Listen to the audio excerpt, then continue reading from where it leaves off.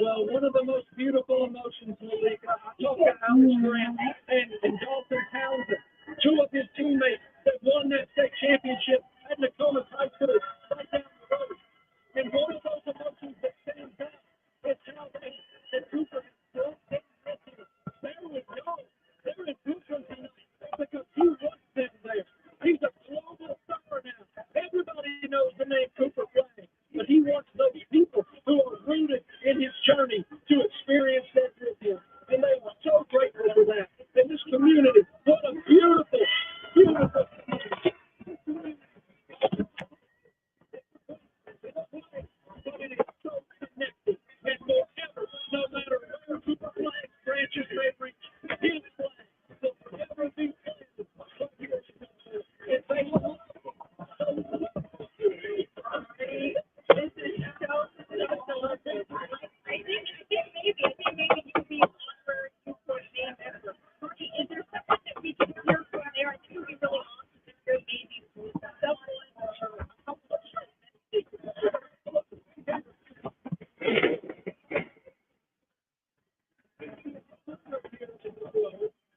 No, you're just in the background. I am? No, I'm just saying, like, this is you. You're right here. So if you get up or you move any, you're going to be visible.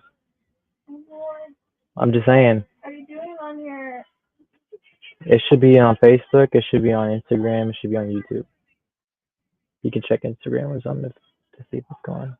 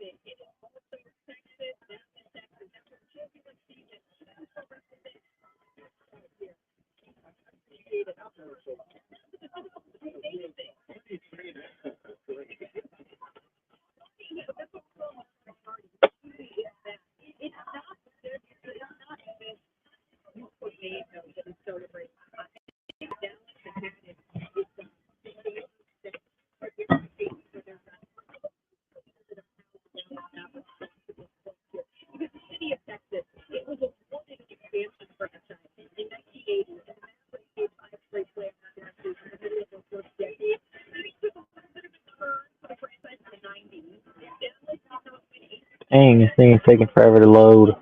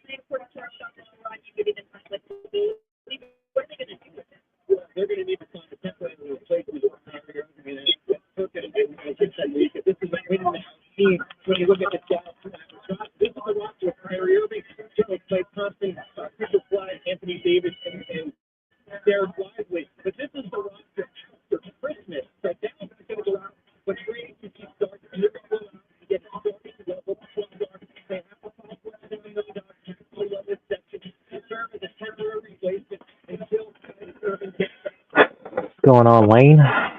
How's it going, brother?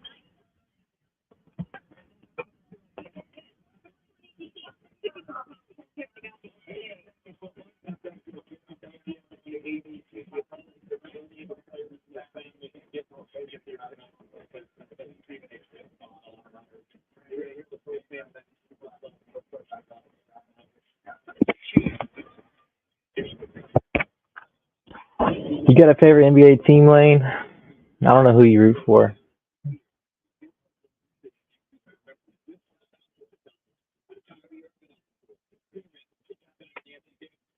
You know the Spurs already made a trade. They had 3 picks. They had 2 in the first round, 1 in the second round. They traded away their second round pick to the Pacers for a future second rounder and cash.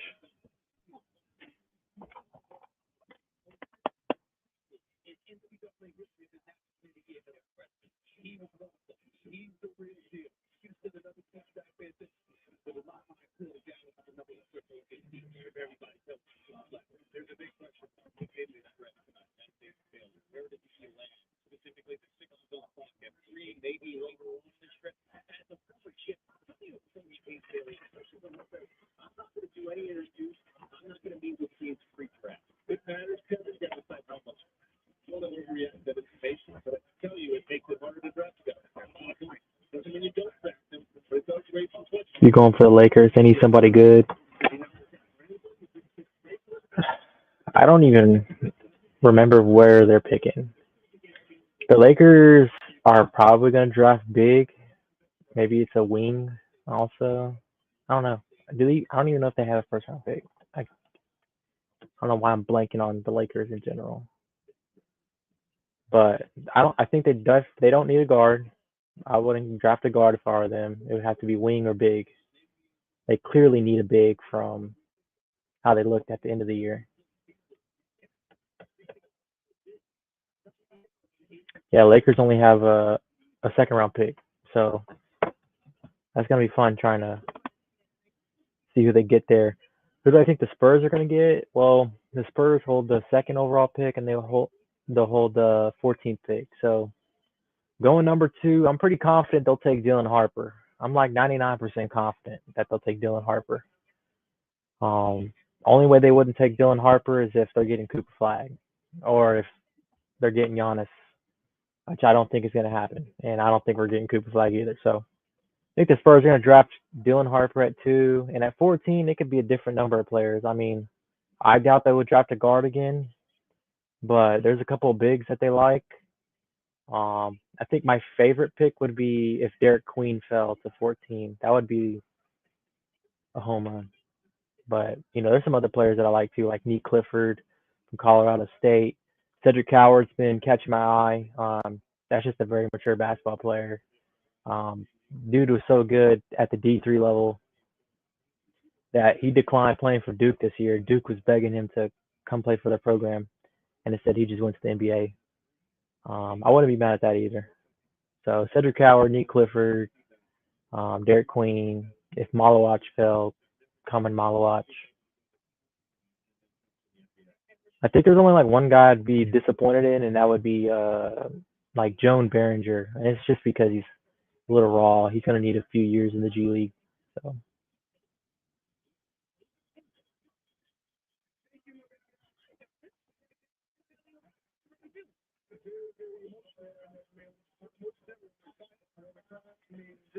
No way the Mavs don't get flagged if they don't. Spurs do. Yeah, I know. I mean, I was watching the draft lottery, and the Spurs are right there. I thought it would have been an ideal fit for Cooper and both the Spurs, but I think the Spurs are just as happy as letting Dylan Harper. He's a really good ball player.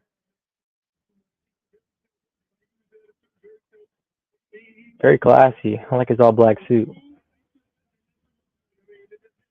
You see that guy? Has ours. He's gonna be ours in a few minutes. He'll be a Spur, barring some crazy stuff from happening. And Sohan, yeah, I like Sohan. Um, he's been progressing pretty well. Looks like his jump shot's really improved over the off season.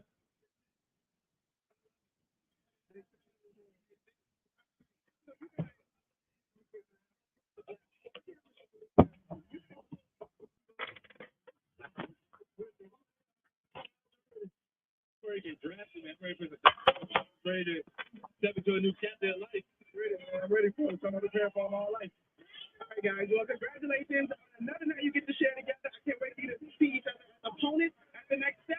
Malika, we'll send it back up to you. Monica, thank you so very much. The coordination for me, making sure that the rest of the So I think Chris Paul signed a 1 year deal with the Spurs. Um, so I think he's due to be an unrestricted free agent. And it looks like there's a number of teams that are interested in him. I don't think he's going to be a Spur next season. It was a pleasure of having CP3 as a Spur. It's one of my favorite players of all time. I know the Mavericks are very interested in him, but I could also see Chris Paul going to either LA team, whether that's the Lakers or the Clippers. I think he's going to be a really sought after free agent just because everybody wants that veteran point guard talent in Chris Paul right now. It's just like a backup point guard, especially if he's going to be cheap. That's right, Chris. Papa Sneak 2-3, my boy. Go Spurs, go, man. Hoping for an A draft. I already give us a B because we're probably going to take Dylan Harper at 2. That gives us a B. Whoever they take at 14, if it's a good pick, then it'll bump it up to an A. I want an A draft. When you talk about the four that you got tonight, what did you see in them in high school that led you to believe they could get to this moment? So, two things. One, we actually have 5 guys tonight. Ryan Nemhart will probably be picked in the second. Yeah, Ryan Nemhart's a dog. This particular group was so unselfish and so hardworking, obviously blessed with talent. Beginning of the year, we had 6 incredible players on perhaps one, if not the best high school team ever. And I told them we had Rob Wright from BYU, encouraged Kevin to a start at Memphis. I said, I think we should put 6 guys and rotate. That included Cooper, that included Leader, that included Derek Green, and they all said, Coach, whatever you need, we're all in to win the national championship. All right, so I think we got lots of folks watching, lots of dreams being realized tonight, but you have coached young men at this level, not just the guys tonight, Kate Cunningham, Kyrie Irving, Joel Embiid, and Chuck Burger. What would be your biggest piece of advice for parents coaching young people trying to get them to this level? So I think the biggest piece of advice for young parents is one, you got to be able to be coached, you got to be able to understand transparency. Who do I think is going to be the most underrated pick in the draft? In the whole draft,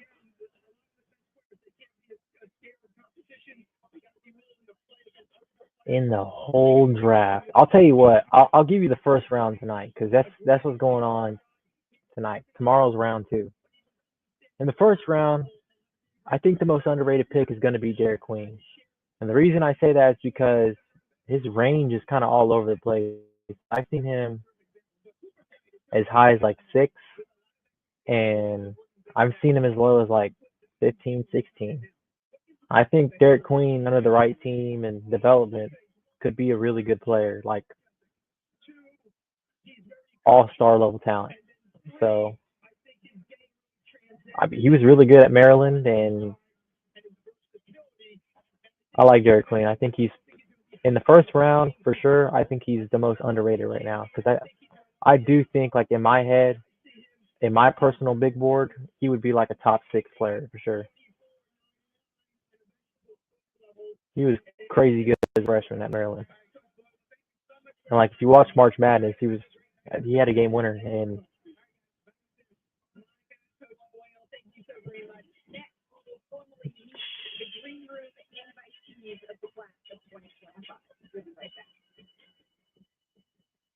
wow, Neek's suit was very colorful, a lot of purple.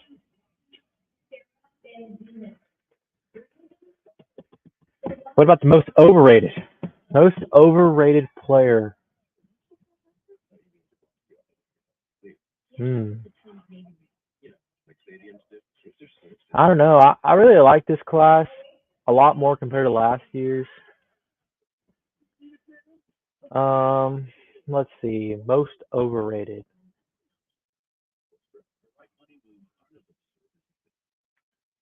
I'm not sure. Right now, being a Spurs fan and being that we pick at 14, I'll tell you who I'm lower on in the first round. I think that's a good way of answering this question. It would be like Joan Behringer from France, I think. He just started playing basketball like 3 years ago, and he leads his EuroLeague in blocks. So that's like the outstanding stat with him. But Joan Behringer is a big, and he's very raw. He's gonna need development, and like I see the vision. He could like at his like peak. I think he could be a starting level big one day, but he's raw. He's gonna need a lot of development. He's only been playing basketball for 3 years, so to see him mock in like the top, more just like in the lottery is a little bit surprising to me. But that's what I love about seeing other people's mock drafts and big boards is everybody's subjective and they got their own opinion on things. So it's pretty cool to see just some differences between everybody's favoritism towards players. So Joan Behringer for sure. And another guy that I'm a little lower on than most people is like a Kasparis Jakusionis from Illinois. Um, he was a pretty good guard last year in college for sure. And I'd be lying if I said I didn't take him on some parlays and with gambling and stuff. But um, I mean, there was just times where he would just kind of like disappear in games last year, and I've seen him mocked in like top 10. There's some people that are really high on Kasparis Jakusionis' game, and I mean, if he puts it together, that is it's a 6'6" guard with pretty good handle, and he's a playmaker, and he's a big time shot maker. But there's too many times last year in college where he just didn't show up in moments I would have liked to seen him have a bigger impact. And so yeah, I'm a little lower. I'm a little lower on Kasparis Jakusionis and Joan Behringer, but you should expect both of them to be called tonight. Some team's gonna want them both. In my opinion, I think honestly, Kasparis might go to Chicago at 12, and Joan Behringer, you could probably see him going like around 15, hoping that he can go past the Spurs, so we don't have to worry about him in San Antonio, and but I could see Joan Behringer ending up in like OKC. But I have heard OKC wants to trade up. They have, I think, 2 or 3 picks in the first round, and they want to trade up.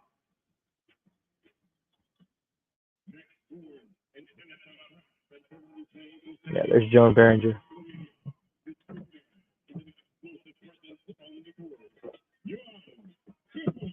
What's the jersey you got on? A little Stephon Castle action, rookie of the year. Rookie of the year, man. Spurs have had back-to-back rookie of the years, and we might have a 3-time back-to-back rookie of the year with Dylan Harper, maybe. We'll see.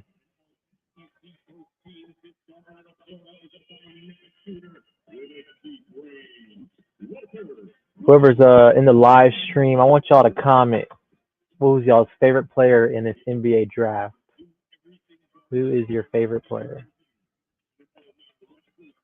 It's a lot of good options.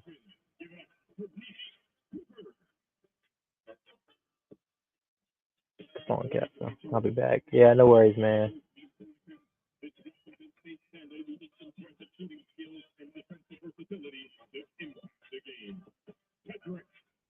Nice.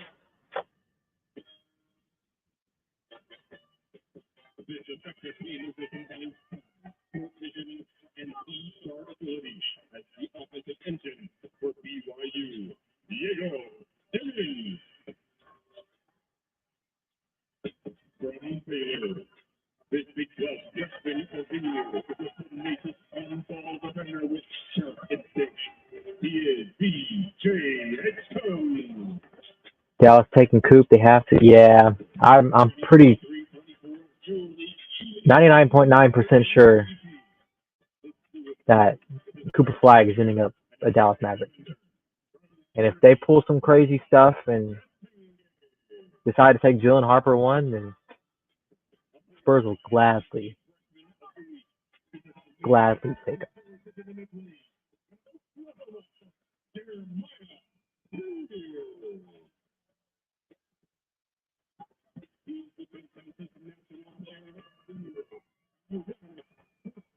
Classy. I like Cooper Flag's fit.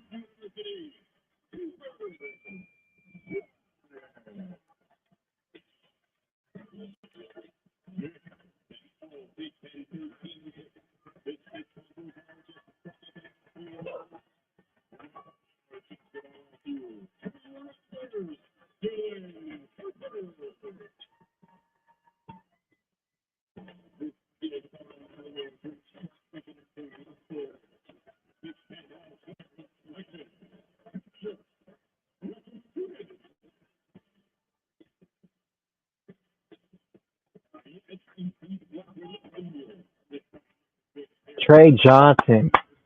That's one of my favorite players in this class. You want to talk about a top 5 talent? Easily the best scorer in this draft, in my opinion. Best shooter in this draft as well. Whoever's getting Trey Johnson, you're getting a one-of-a-kind ball player. Just a hooper. I think he led the SEC in like points scored as a freshman. Trey Johnson is so good. His range is like 3 to 8.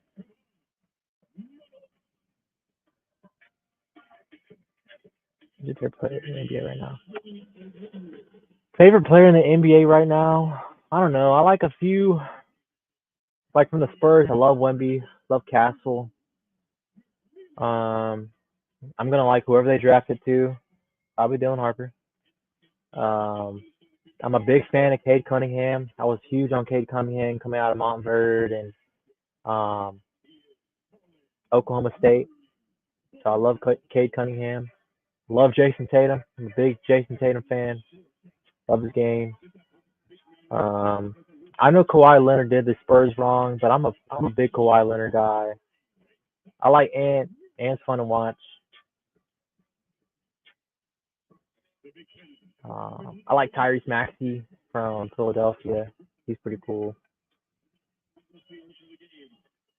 All time favorite player all time.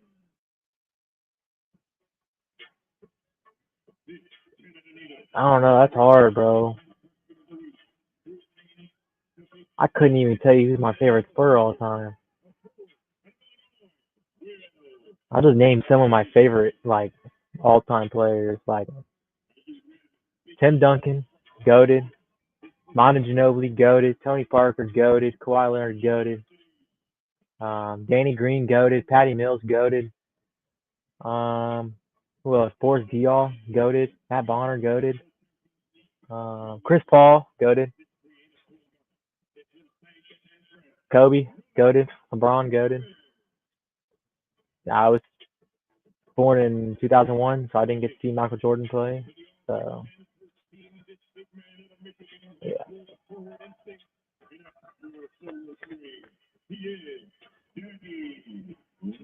That guy, Danny Wolf, is actually crazy. Another guy I like in this draft, he's there right now, is Nolan Traore from France. Nolan Traore. I can see Miami Heat. The Miami Heat got the 20th pick, and they need a point guard. So I think they're going to draft either Walter Clayton from Florida, or they're going to draft Nolan Traore. Either one would be good.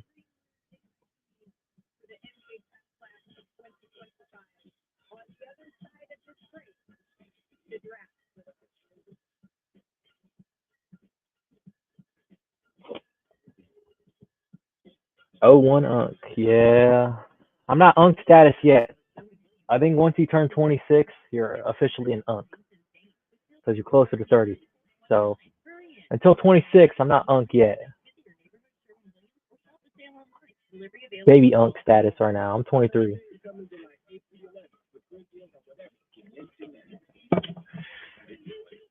My Jordan year. As the LeBron commercials on. It's crazy.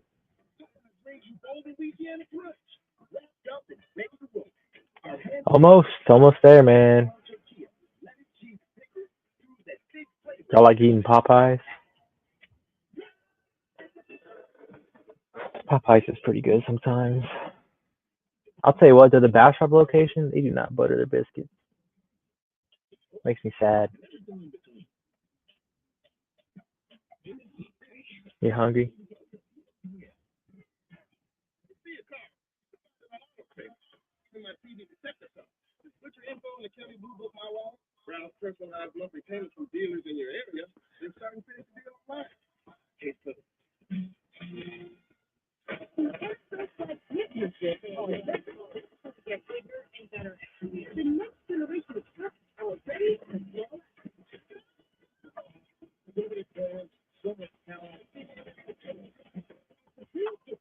What injury in the NBA do I think is the most devastating other than Derrick Rose?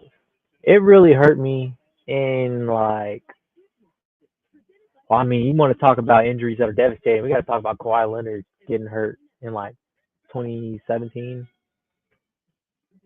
They were really good against the Golden State Warriors with Kevin Durant that year. I think they were 2-1 against them. That was the most winningest Spurs season of all time. And I think after Kawhi Leonard hurt his ankle, I believe, where he broke it in the playoffs versus Zaza Pachulia and the Warriors, that was kind of a downfall of that Spurs run with like Kawhi Leonard, LaMarcus Aldridge, and all of them. So that one hurt me for sure.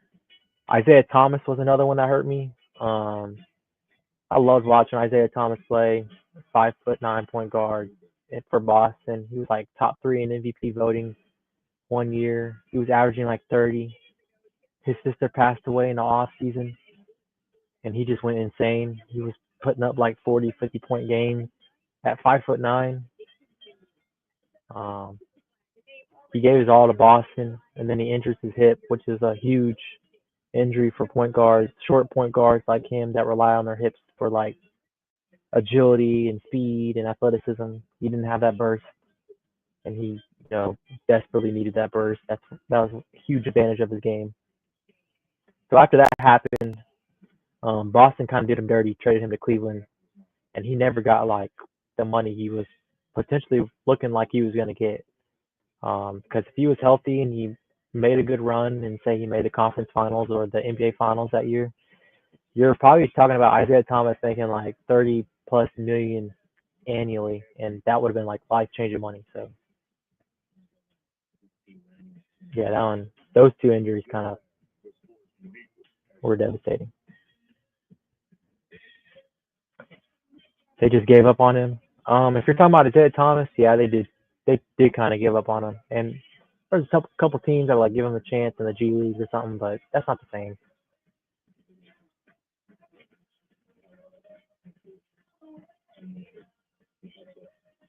I'll tell you what, and there's a couple of guys in this draft I think I don't, when I'm comparing or just looking at players and how they're gonna develop, I try to think of their ceilings and I try to be a little realistic about it.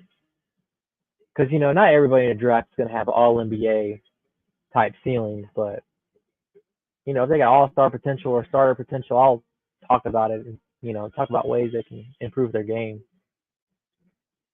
But in like the top 10, there's probably like maybe 5 or 6 guys that I think really do have like all NBA level talent if everything works out for them. I'm a little higher on other players in this top 10 or in this lottery.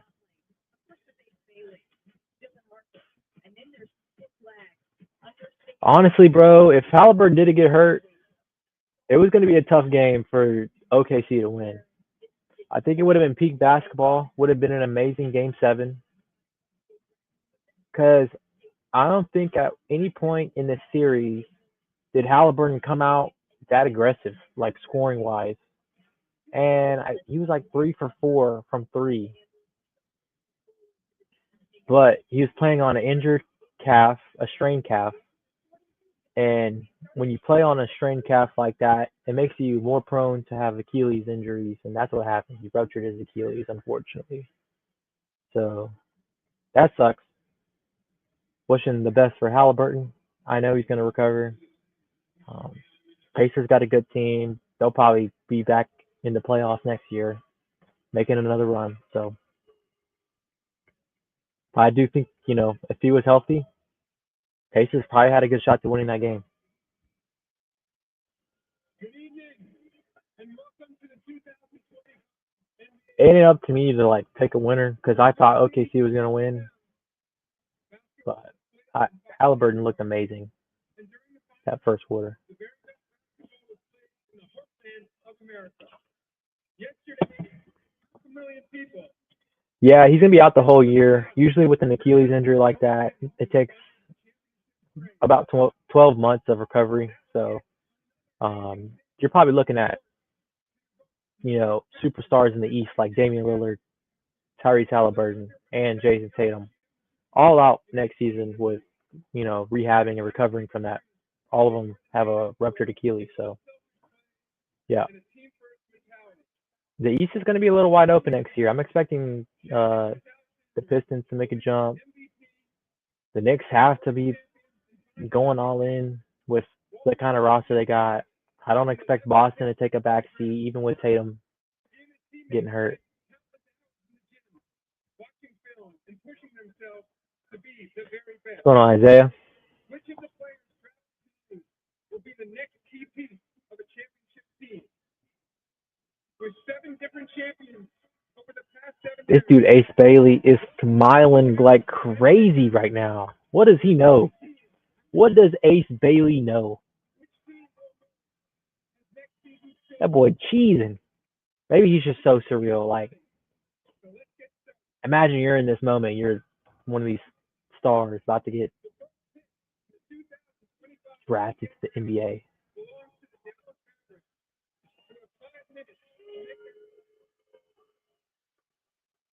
That's low key a crazy conspiracy lane. Isaiah, crazy comment.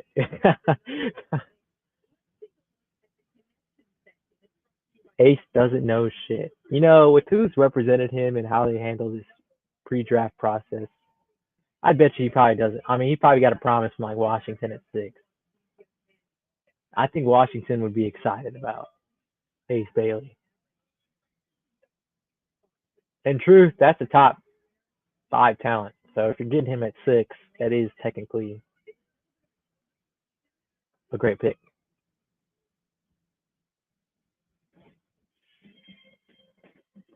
First overall pick, the Dallas Mavericks select Trey Johnson, Texas. Nah, I'm just kidding. Imagine.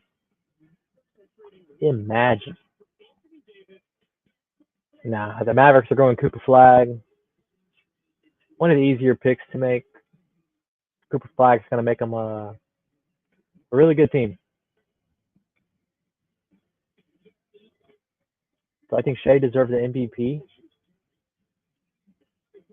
I'm like 50-50 on that. I think the MVP race this year was a 2-man race.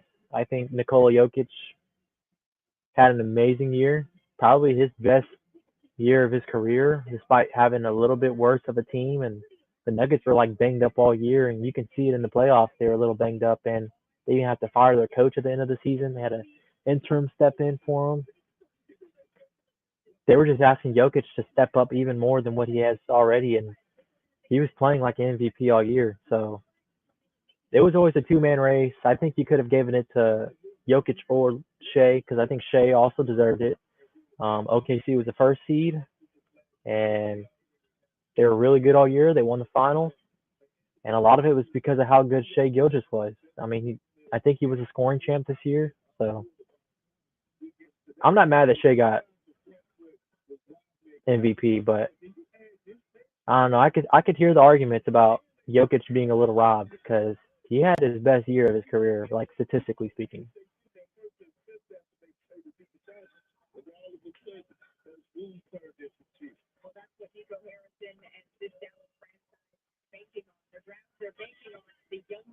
Shout out Dallas for not using the whole 5 minutes. NFL draft is the worst at that. They'll use the whole time.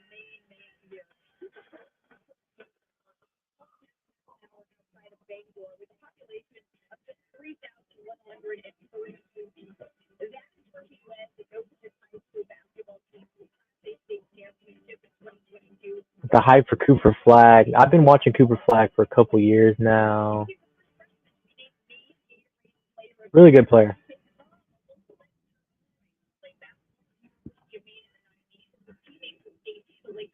I love a comparison that this YouTuber I watch in Utility Sports, Sheldon on YouTube. He's another like NBA reporter, analysis guy. He compared Cooper Flag to like a wing version of Anthony Davis. I know that comparison's a little weird, but just hear him out for a second. So Cooper Flag is super tall. He's like 6'9", I think, 6'8". Long wingspan. He's athletic, and he was really good in college basketball this year. Top five player no matter what. Led Duke, I think, to the Final Four, and it's crazy because Cooper Flag's supposed to be a high school senior, and instead he's coming off a crazy freshman year from Duke as the number one pick. So I think he's gonna be really good for Dallas. I think he's able to impact winning in a high way. I think he's going to be more of an impact on the defensive side more than the offensive side. I just think he's able to switch from bigs to the wings with ease, and he's got good lateral quickness and the athleticism, the intensity to like actually like lock in on defense and like get blocks and get a rebound. And Cooper Flag is just fun to watch. So I think Dallas is getting a good one, and they're hoping that offensively speaking, he can really hone in on that talent that he has, because in an ideal world, Cooper Flag, he always says that he credits his game after like Jason Tatum and Kawhi Leonard. Those are the type of players that he could be, is like a mix of that. So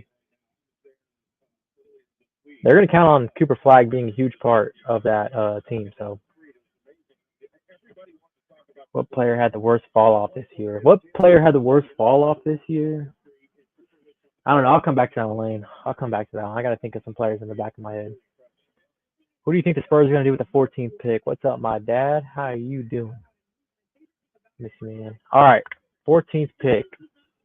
If I had to pick one guy falling just a little bit, my ideal 14th overall pick would be Derek Queen from Maryland, the big man. I think he's super talented. He's got a lot of potential. I think this guy could be an all-star level talent. If he was playing for the Spurs, maybe not ideally, but I mean, I would love Derek Queen. Shut up for a second. Yeah. As we all expected, Cooper Flag going number one to the Dallas Mavericks. Shout out Cooper Flag and his family. You're financially stable for the rest of your life now. Nah, but in all seriousness, he'll make it to a second and a third contract most likely. So he's gonna be good. He's gonna be a good player. He ain't generational. I don't throw that word generational around. I think generational is like Wemby, LeBron. That's generational. Cooper Flag is really good. I mean, Cooper Flag would have been the number one pick in last year's draft. That's how good he is. But yeah, for the 14th pick, I think the Spurs are gonna hope for Derek Queen. Maybe Common Malawach if he falls. I could see Nick Clifford from Colorado State. I would be so down with Rasheer Fleming. Cedric Howard from Washington State. They're going to have to get creative. Spurs going to have to get creative. I'm already putting him in as a B grade draft with the Dylan Harper pick at 2. If they, I'm 99% certain they pick Dylan Harper at 2. And if they make a good pick at 14, then that'll go from a B grade to an A grade really quick. And thankfully, as a Spurs fan, we won't have to wait that long. We pick at 2, and we also pick at 14. What player had the best comeback? You can, as far as my dad's question, he said no chance of a trade this late. I don't know. I think if Malawach is there like 9, they might entertain a trade up to go get him because I know they've had him for more than one workout. I would assume that the Spurs are intrigued with Malawach, and they should. He's pretty good. He's 7'1", just a huge big. Really similar to Mark Williams as a prospect, but I think he has a little more upside in my opinion. He was so clutch in getting like blocks and stuff at Duke.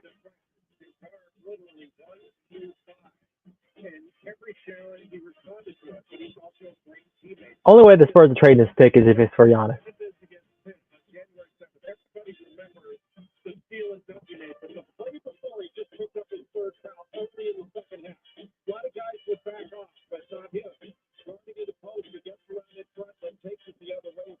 Chris, I don't need the bait, Chris. I don't need the bait. You can leave the bait, man. You can leave the bait. Trying to fool me, man. Don't be fake. Don't be fake bombing over here. Nobody likes a fake bomb.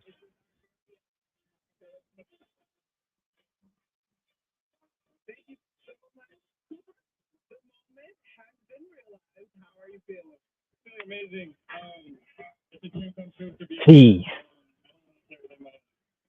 You mentioned sharing with anybody else. We got the flags here. How much have these people meant in getting you here? I mean, I wouldn't be here without these people right here and all my people back home in Maine. A lot of people up in the box up there. They're here for me. I wouldn't be here without them. Look how young he is. He's 18 years old. Should be a high school senior. He just went number 1. It's nuts.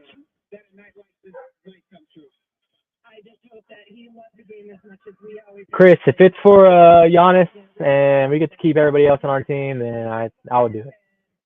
I wouldn't be mad if they did it. But I like Dylan Harper, so. How do I feel about Kevin Durant to the Rockets? Well, as a Spurs fan, sucks for KD because I'm a big KD guy, but now he's going to have to lose to the Spurs every time we play them. Go Spurs, go. But in all seriousness, the Rockets won that trade. I'd say so. They didn't have to give up really much of anything at all, really. Jalen Green, you were shopping him as a big guy, and Dylan Brooks, he was a big like culture guy for them. But like if I was the GM of that team, I think that's a good trade. You kept Alvin Thompson, you kept Reed Shepard, you kept Tari Eason. You got Şengün on the roster still. You got Cam Whitmore that's just chilling in the bench in the depth. They didn't really, that 10th pick. I really wish they kept it, but I mean, it was necessary to get the deal done. So, shout out to Rockets, KD. I hope you thrive there, buddy. But hook 'em horns and yeah.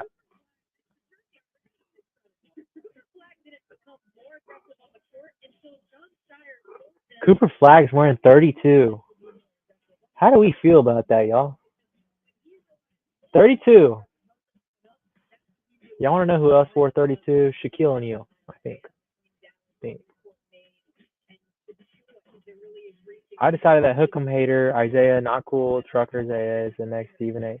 Oh, 100%. As soon as Isaiah Ivada can get off his ass and make a show, I will support that guy and share his content everywhere. He has the next Stephen A. Smith written all over him.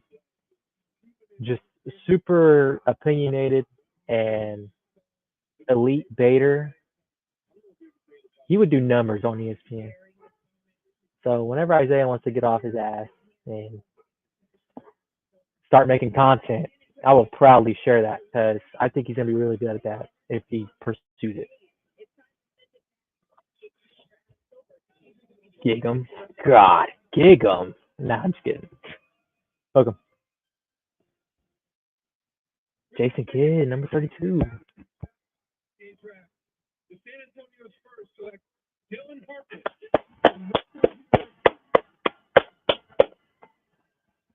Let's go.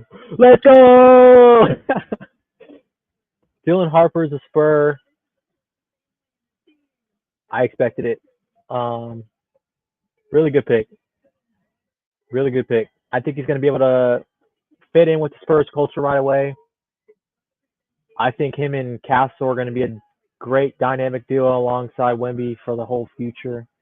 Initially, you're probably thinking, how's that starting lineup going to look? I think Dylan Harper can start right away.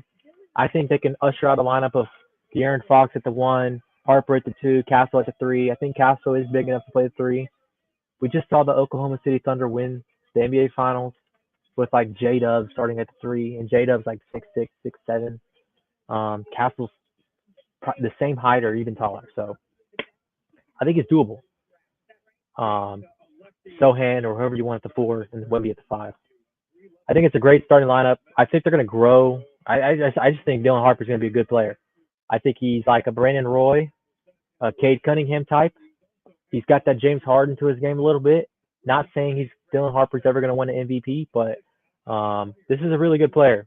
This is a guy that could be an all-star talent for sure in his career, and maybe even all-NBA. He's that good. He was top 5 in scoring as a freshman in the whole nation. He was top 5 in scoring as a freshman. Easily the best player on Rutgers. And I think he was like the 3rd best player nationally ranked coming out of high school. So he's really good. And if for those of y'all that don't know already, Dylan Harper is the son of former NBA champion Ron Harper. And he's got a brother that used to be in the NBA. He might be in the G League named Ron Harper Jr. That's his brother.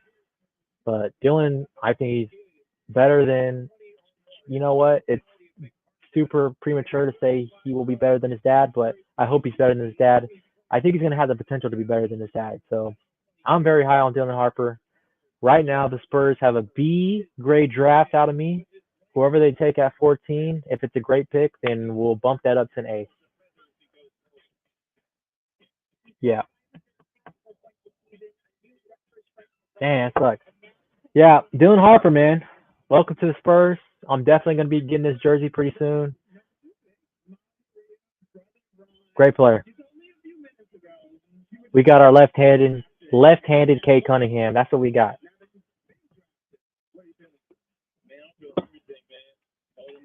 BJ's getting drafted next. Isaiah, I'm with you, brother. I'm all in on VJ here. I would also like Trey Johnson as well.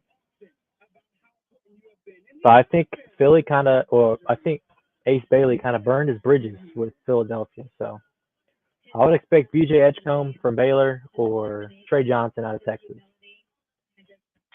Lakers still winning it all. It doesn't even matter. That's they're a few moves away. All right, they got to figure out their big man situation. Recently I heard the Lakers were linked to Andrew Wiggins. I think he would improve that wing spot for sure for them, bring in a lot more athleticism, just a lot more talent than what you're getting out of like Rui Hachimura. But yeah, Lakers are still a few moves away, and they don't have a draft pick until tomorrow. So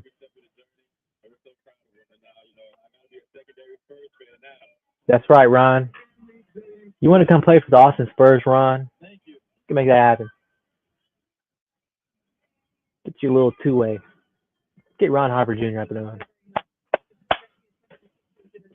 Philadelphia, man, look at that. They're using the time. If in a perfect world, if Ace Bailey was so cool as going to Philadelphia, that's the pick. He can learn behind Paul George. Doesn't have to start right away. I think Philadelphia is going to be a contending team. But for some reason, Ace Bailey's pre-draft process has been crazy, so I can see BJ Edgecombe. I think BJ Edgecombe is a great player from Baylor. For those that don't know, he played for, I think, the Bahamas in the Olympics the year before. Really good player. He's super athletic. He's probably the most athletic player in this whole draft, VJ Edgecombe. If we're talking about like Giannis being a 10 out of 10 athlete, well, VJ Edgecombe's like 11 out of 10. He's really athletic. I think VJ Edgecombe has a similar frame to like Anthony Edwards.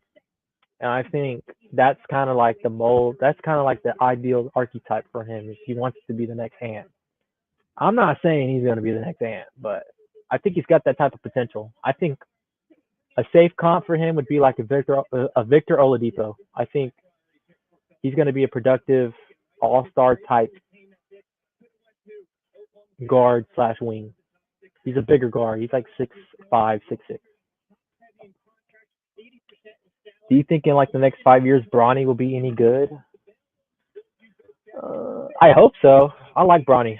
And I'm a root for him and his success. He had a rough pre-draft process, and his hardships were kind of a lot coming from the fact that he almost died and came back to basketball like in less than 2 months and joined the USC team super late in the year. Um, but I loved Bronny's game in high school. Thought he was really good. I saw a lot of Drew Holiday in him. Um, so maybe one day Bronny's able to be a pretty good player in the NBA, but not going to be nowhere near the talent that his dad is. And, it is what it is. The pick is in. Who do y'all think it is? Please don't spoil. Well, if you do spoil, I don't care. You think Bryce James will make the league? Yeah, I do think Bryce James will make it to the league. I mean, if Bronny got drafted after I don't know. I think he played less than like 10 games. If Bronny got drafted, I'm pretty sure Bryce James is going to get drafted. But Bryce still has high school and college play, so.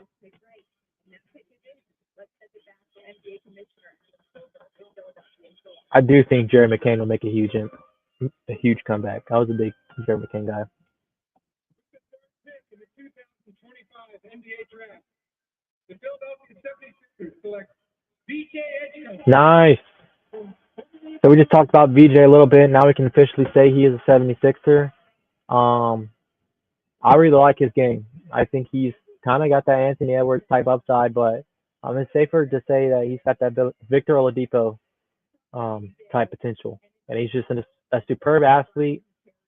There's the Bahamas flag right there. People like to say, he needs to work on his shooting. He's actually been a good shooter his whole life. And he wasn't that bad of a shooter in college. I think he was in the 30% for sure. I think he was in the upper 30s. So, really good. Big 12 freshman of the year. I like BJ. I think he's going to be really good for Philadelphia. I think they got a good little mix. They got vets on their team like Joel Embiid and Paul George. And they also got a young core led by Tyrese Maxey, but they also got Jared McCain and VJ Edgecombe and Justin Edwards. So I like what Philadelphia is kind of building. Let's see if they can put it all together. Brownie's a Nepo baby. Okay. I think Jared would have been Rookie of the Year. He definitely had like a month. I will say he had like a month stretch where he was just torching. He would have made the Rookie of the Year race a lot more difficult. I will say that. He would have given Castle some trouble. Especially because I think Jared McCain was getting more volume than Castle because Embiid was in and out of the lineup. And they were just asking, I think Paul George was in and out of the lineup as well. So they were asking McCain to step up. So could have been, maybe. I still like Castle though. Castle was a dog all year. My opinion in the redraft, Castle's going number 1 in a redraft.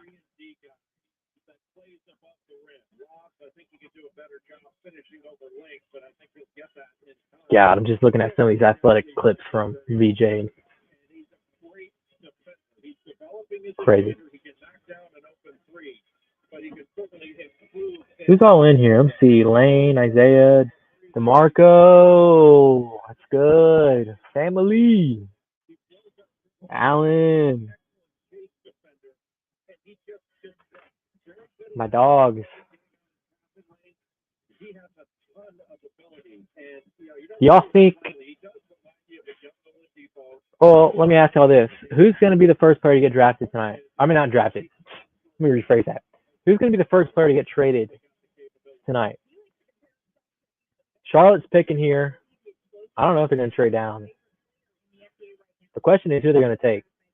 Ace Bailey is the best player available, I think. Well, bias is saying Trey Johnson. I just don't think Trey Johnson and LaMelo could coexist. I think both like the on-ball volume, and I don't think LaMelo is going to want to give any of that up. I think the safe pick for Charlotte could be Con Knipple. I think they like Con Knipple too. So Ace Bailey, Trey Johnson, or Con Knipple. That's going to be going to number 4. Who's going to win the next finals? That's a crazy question. It's a crazy question. I don't know. Spurs.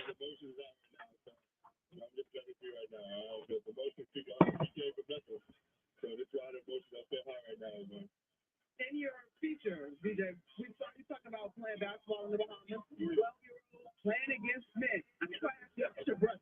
When you saw your brother basketball playing against big grown men, did you think that tonight was possible? I'm actually not over it right now. Oh, I've been missing some comments. Here, let me show them. Dylan is Spur. Let's go. Let's go, brother. That's the best comp for Cade, and yes, sir, get his brother to Austin. Yeah, I think Dylan Harper's a left-handed Cade Cunningham, Brandon Roy type player. I'm glad he's a Spur. I'm gonna get his jersey. I see Oladipo in him. Yeah, I can see the Victor Oladipo in BJ Edgecombe as a safe comp for right now. Until he shows more, then we're gonna have to start talking about his ceiling a little bit differently. Whoever drafts Trey is making a terrible choice. Isaiah, he led the SEC in scoring as a freshman. Stop with the bait, son. Stop with the bait. Trey's gonna be really good. Trey is walking in as the best scorer in the draft. He is the best scorer in the draft. Probably the best shooter, too. Trey is him. I think Trey's going to go to Utah. I think Utah is going to give him the ultimate green light to just be whatever type of player he wants to be. I see a lot of Devin Booker and Trey Johnson.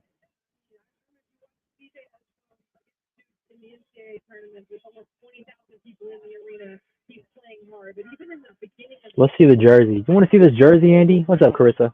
You want to see this jersey, Andy? This little Stephon Castle action, Rookie of the Year. Spurs have had back-to-back Rookie of the Years. They might go back-to-back, two-back with Dylan Harper, which I need to order his jersey. I think he's going to get the number 2. Any Texas fan would say that. Isaiah, stop being a little negative Nancy. All right. Jess says hi too. What's up, Jess? Are y'all together watching Love Island? Is that on tonight?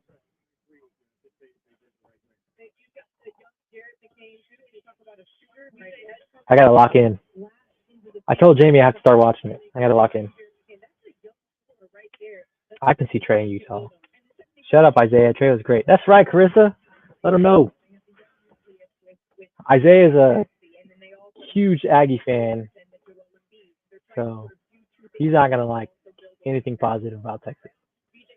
Now I'm watching Way of Ballers right now. Way of Ballers is honestly peak entertainment. Those kids be hooping. I can see Trey in Utah. Yeah, I can see Trey in Utah too. I think it's probably gonna happen. We're gonna find out really quick.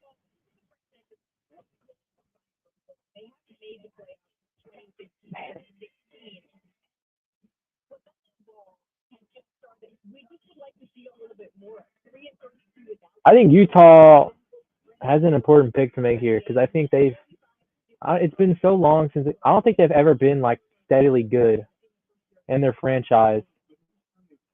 They got some guys in that team that are really good. LaMelo Ball, I like. If he's mature and locked in, then that's a really good point guard that you got there. Really good like offensive hub. You got Brandon Miller coming off an injury. He was really good in his rookie season. Um, if you could get Mark Williams to come back and be bought in, still another center that's just a good lob threat for LaMelo. He was really good with LaMelo Ball. As soon as LaMelo went down with injury, Mark Williams was just unmotivated the rest of the year. So that was unfortunate to see. I'm I'm blanking on who they drafted last year. I know they got Nick Smith on their team, Trey Mann. Who are they gonna pick? No.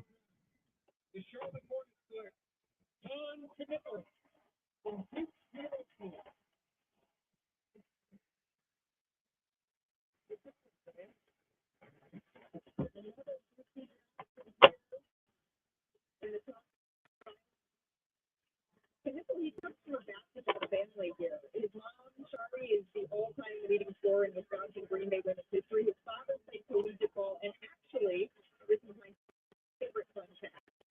His dad taught and his three uncles. My fault, y'all. Give me some seconds, please. Conk nipple. 3-on-3. Lovely. Super Pacific Tom is the hardest player for him to defend in practice. He looks like a whole lot of Jay Thompson fans. He watched a lot of Jimmy Butler, which I think makes sense. Jay, 6'5", shooting really guys like that.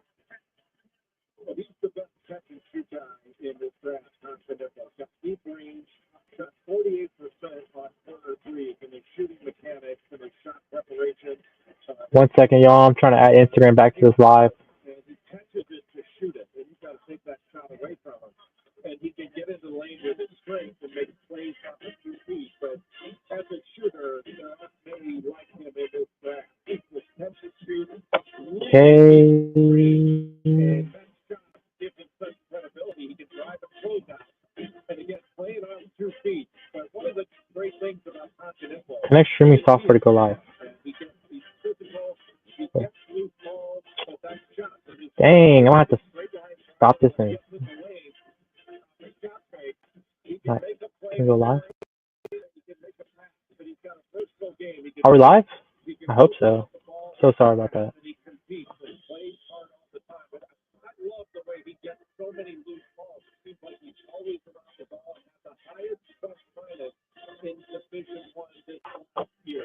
Oh, I'm so sorry, y'all. After an hour, it automatically disconnects, which is stupid.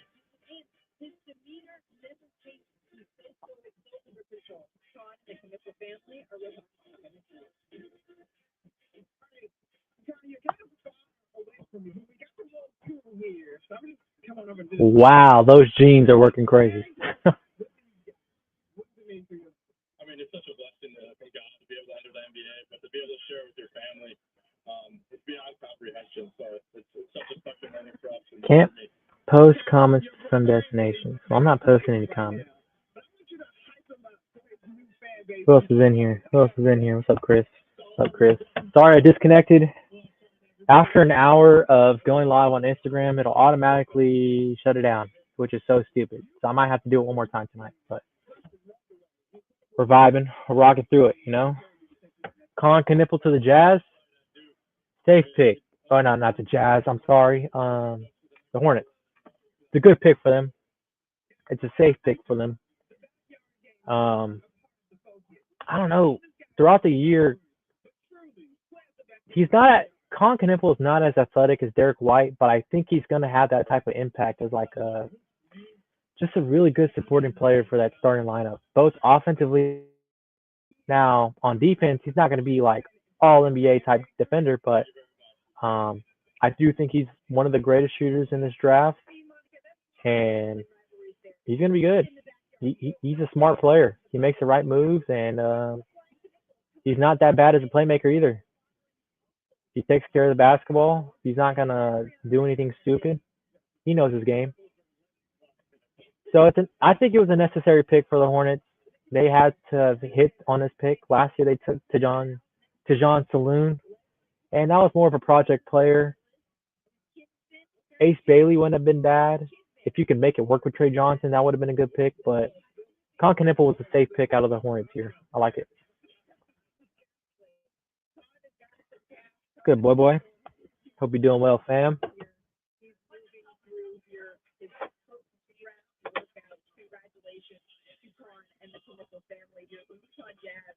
now on the roster, there was a chance that Utah could have had the number one pick here. When you look at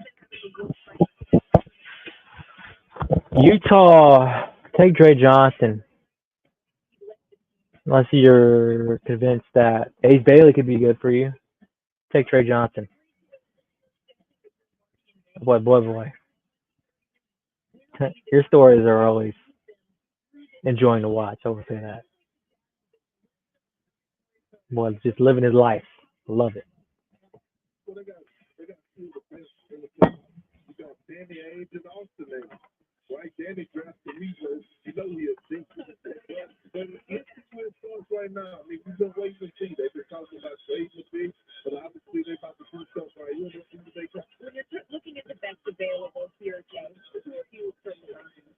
Well, I mean, you still have Ace Bailey available. I mean, he's the best available talent.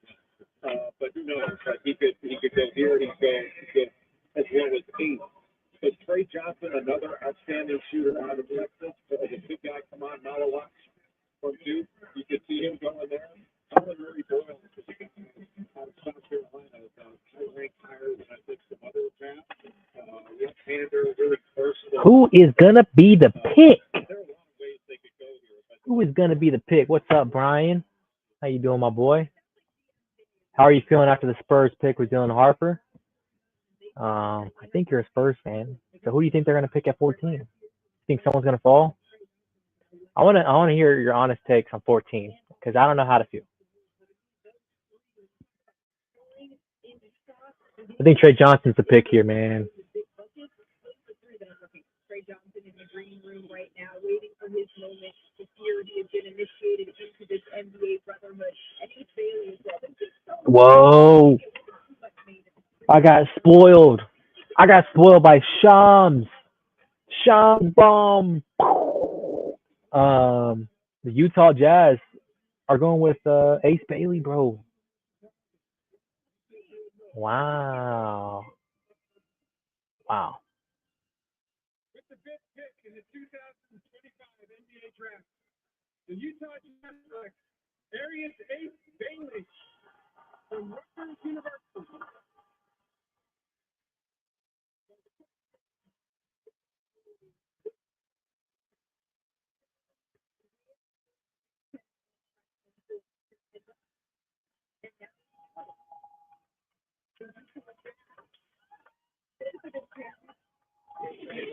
They both played. Ace Bailey to the Jazz, man. How are we feeling? He's typical Duke hard-nosed player. How far Ace? Well, Ace didn't drop that far. I thought he was going to get picked 6 to Washington. But, yeah, we're talking about the Utah Jazz now with Ace Bailey. High potential, man. And Danny Ainge has just a knack for kind of just developing these wings. So hopefully Utah's got the right development staff for him. Yeah, surprise pick by Utah, right? Yeah, hopefully the staff is really good around him and he can really tap into his potential because I do think if he is hitting his full potential, then he could be a top 2, top 3 player in this draft. It's just that Rutgers, he wasn't that consistent. And he wasn't that good getting to the free throw line. And he was a little bit up and down with his interior play, just like finishing at the rim. But, I mean, the tools are there. He's a crazy athlete. There's really not a shot he can't hit. So it's just all about putting the pieces together. And, I mean, in Utah, you're going to get the full green light. That's kind of whoever they were going to draft with was going to get that green light. So I like it for them, honestly. If Ace Bailey's committed, that's a good player. Now, 6, the Washington Wizards have some discussions to be had because while they might be thinking Jeremiah Fears or Yegor Demon maybe, Trey Johnson, I think the best fit for the Washington Wizards right here, in my opinion, would be Derek Queen. Just thinking about Derek Queen starting at the 4 alongside Alex Sark at 5, I think that would be a great place for him. And Derek Queen played at Maryland, so he gets to stay in that area in the DMV, and I think that'll be a big like win for the culture over there. But we'll see. Yeah, that Ace Bailey pick kind of took me by surprise. That's kind of crazy.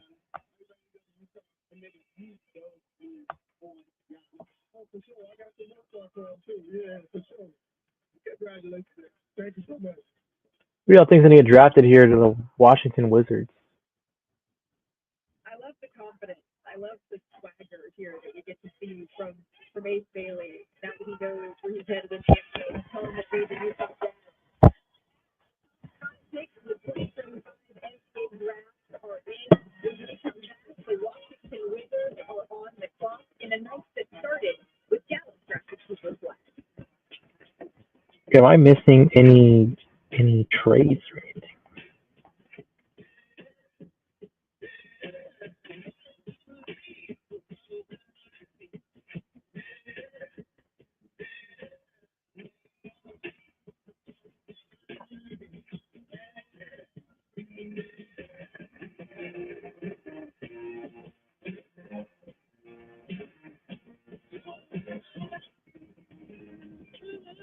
It wasn't delayed. All right. So it looks like I haven't missed any trades as of right now. I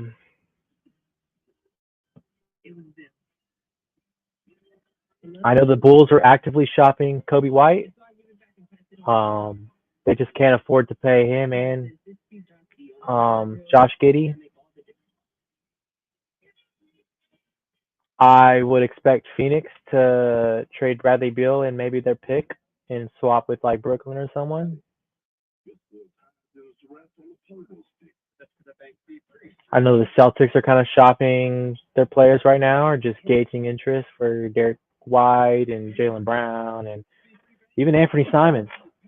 So there's still potential crazy trades on the way. So y'all stay tuned.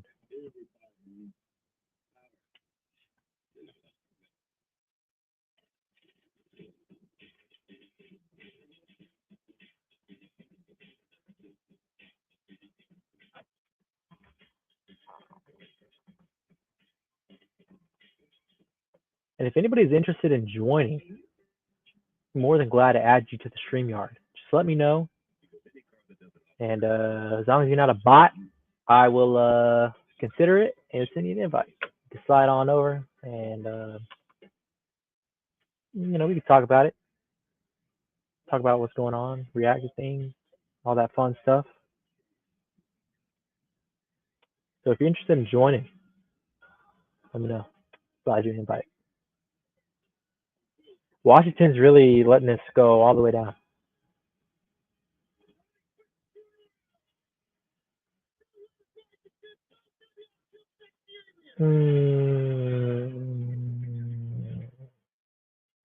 Oh, pick is in. Pick is in. Who do we think it is? I hope Shams does not. I hope Shams doesn't like pull it from me this time. Uncle Don, what's up, Unc? What's up, Unc? How you feel about Dylan Harper, Unc? How you feel about Dylan Harper? I need to know your favorite player in this draft, Unc. That's what I need to know. You have to give it to me. Favorite player in this draft. I need it.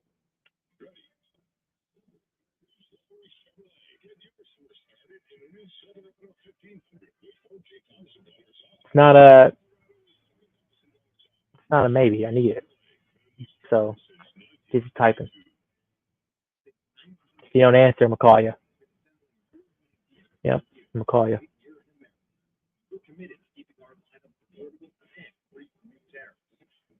What's good? Trying to watch this draft. Damn TV's glitching. That damn TV, man. Yeah, I could say the top five. Cooper Flag, number one to the Mavs. Dylan Harper went to the Spurs. VJ Edgecombe from Baylor went number three to the Philadelphia 76ers. Colin Knuppel from Duke went to the Charlotte Hornets at 4. And Ace Bailey went to the Utah Jazz at 5. So a pretty good top 5. Good pick for the Spurs. Yeah, I agree. I agree, man. I think Dylan Harper's going to be good. That's a cool picture. Be able to get to see young Dylan Harper, the baby photos. I think we need to keep those coming. So fresh to see evening here. While we were at the break, the Wizards were on the clock and they made their selection. In the 2025 NBA draft, the Washington Wizards select Trey Johnson. Wow. Hook 'em horns, Trey Johnson. I think Trey is the best scorer in the draft. I think Trey is the best shooter in this draft. I think Washington got a great player. They just traded away Jordan Poole. So, yeah, I like Wizards might have gotten the best score. And I think Trey Johnson's really got that Devin Booker type upside to his game. Led the SEC in scoring as a freshman. I believe he was the Big 12 Freshman of the Year. Yeah, look at that. 19 points per game. The D1 freshman. Yeah. So far, the first Spurs were great picks. The first 5 picks are great picks. Yeah, I agree. And I'd probably say this is a good pick, too. A little bit of bias there because I'm a Texas fan, but I am high on Trey Johnson. And I think he was honestly a safer player to pick in this draft. And given that you just traded away Jordan Poole, you need a guy to come in and score. This is a great guy to give that green light to. So I think it's a good pick by Washington. I'm curious to see what Washington Wizards fans think of this. I will be keep my eye on it because I don't want no slander to be thrown around. He's a good player.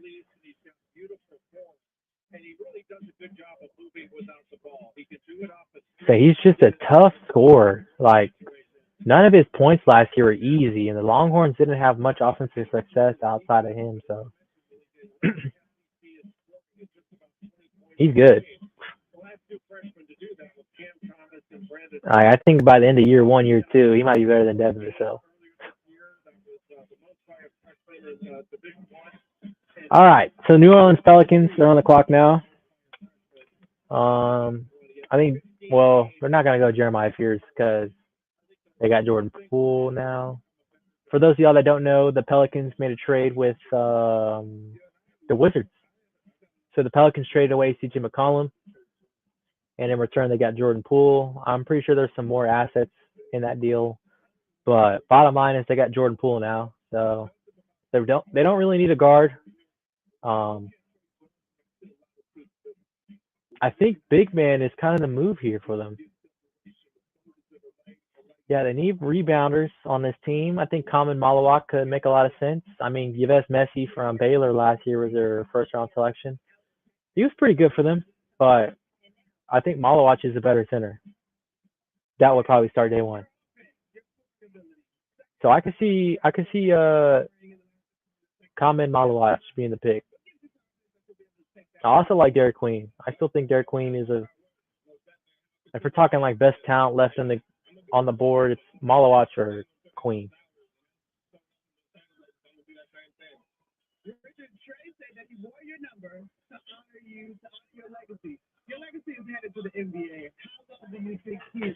Colin Murray Boyles just would not make sense given that they have Zion on the team.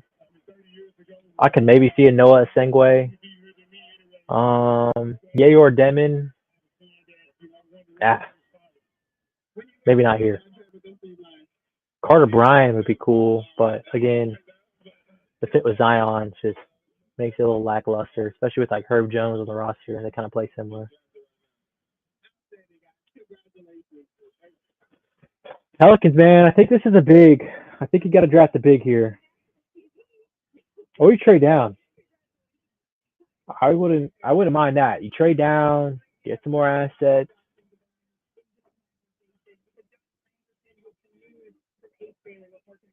No. H. Bailey did not work out for a single NBA team. It's the only U.S. prospect that declined to do so. this was not one of his preferred destinations, Utah. He was hoping to get to either Washington, New Orleans, or Brooklyn. The Utah Jazz selected Ace Bailey knowing that. This is a little bit stunner, but if you think about it, this is an outstanding place for Ace Bailey. They have a wide open wing situation. They have a huge need for a star in his home. They have an outstanding coaching staff. I think Ace Bailey's going to recover from this very quickly and realize that he landed in an outstanding situation with the Utah Jazz. It just shows you there's only so much an agent can control in this process. If an NBA team decides they're going to take Ace Bailey, that's exactly what happened. And this is the person. I think Ace Bailey could work in Utah.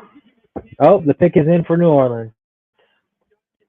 Shams, don't spoil it, Shams. I know Shams is just doing his job, man, but he be spoiling these picks.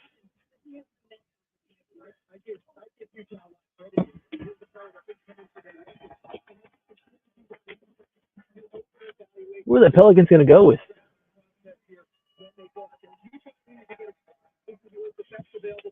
It doesn't matter if he came in or not. Bobby, thank you so much for that insight. Again, Ace Bailey headed to the Utah Jazz here. As we turn to We're still going on YouTube? Pelicans, who are now on the clock. This has been a little bit of a transitional year. Looks like it. Looks like it. The Wi-Fi might be going in and out. It's okay. It's all right. We're good. You're good. You're still good. That's what my coach used to say. Like freaking playing defense on a guy going D1.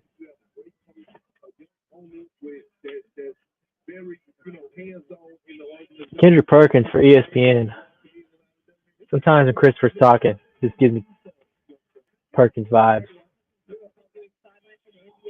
That's just me though.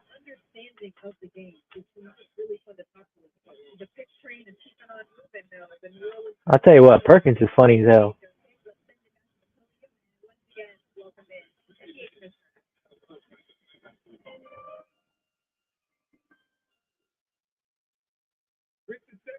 In the 2025 NBA Draft, New Orleans Pelicans select Jeremiah Fears. Wow. This will probably be my first surprise pick of the draft, other than Ace Bailey, obviously. But Jeremiah Fears going to New Orleans. Jeremiah Fears going number 7 to the New Orleans Pelicans. That's kind of a surprise, given that they just traded for Jordan Poole. So you kind of got a logjam of guards over there. But you want to talk about talent. This guy, he's him. Crafty scorer. Jeremiah Fears has a lot of Jamal Murray in his game. He's a bucket. Oklahoma was not a good team. He carried them boys to March. He won me a lot of money on gambling last year in college basketball. So Jeremiah Fears gets that stamp of approval. Good basketball player. Yeah, he was talking that Houston slang about KD and the Rockets. Who was talking that Houston slang? I want to know. But yeah, Jeremiah Fears. Welcome to New Orleans. He's a good player. So crafty. I mean, you're thinking about fully healthy. Oh, Stephen A. Perkins. Yeah, I'm watching the draft on ESPN, not on ABC. They split them up. So on ABC, it's Stephen A. and on ESPN, it's Kendrick Perkins. And the ESPN one is dominated by Malika Andrews and some of these other smarter analysts. So that's why I'm on ESPN. Stephen A. kind of gives me a headache sometimes. Sorry. But yeah, New Orleans Pelicans now fully healthy. New Orleans Pelicans have DeJounte Murray. They have Jordan Poole, Jeremiah Fears. Talk about a guard rotation.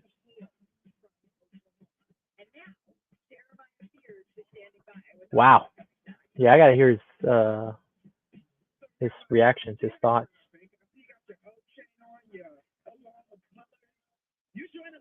He looks good. I like the suit.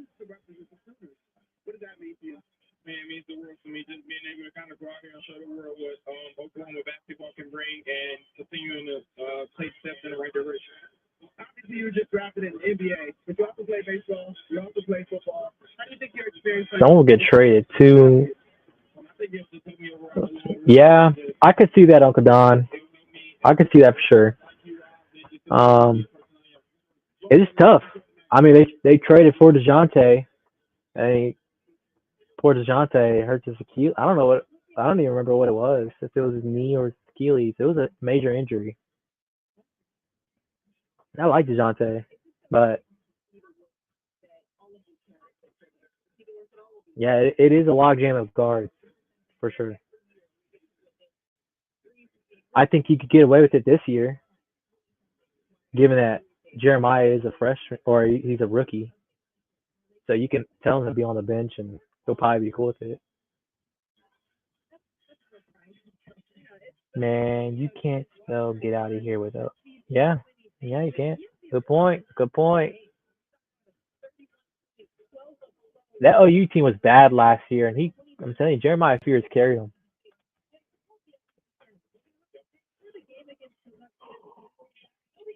What does Brooklyn take here?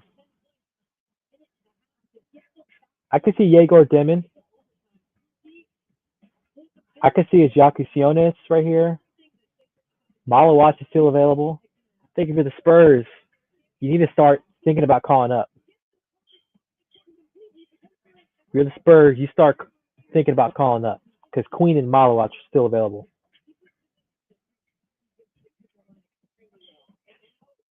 Because if you're the San Antonio Spurs, you don't have your second round pick anymore. You just drafted Dylan Harper at 2. If you can draft Malawatch or Queen to be your backup big / if you want to run a lineup of double big, you could do that. And you would get a really good result next to Wemby. Malawatch should be more of a rim running guy, get the rebounds, no funny business on offense.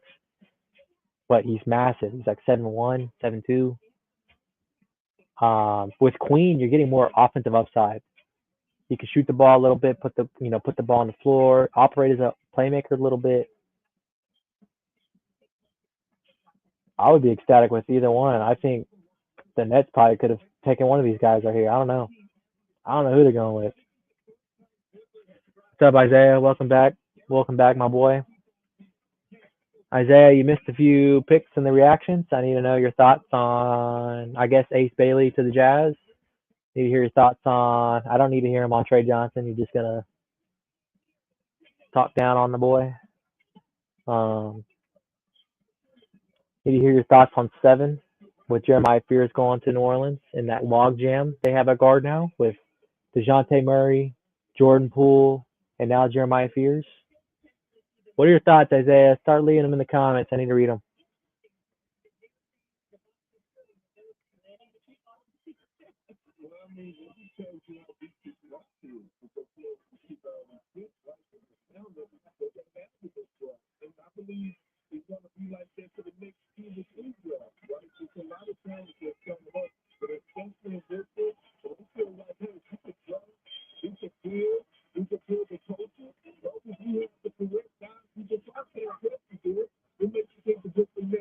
I think it's interesting too, for example, with a big year, do they go with a big point guard here? They've got a couple of options when you talk about Casper Jakusionis out of Illinois, Jennifer Simmons out of BYU. Come on, if they go the big round from the Dukes, if they go someone on the inside, someone who can play on the outside. But I think either way, they can get good size. They're looking at your best available. They got 5 shots at it. Wow, I got spoiled. Well, since I got spoiled, your guys are going to get spoiled too. Yegor Demon's a pick.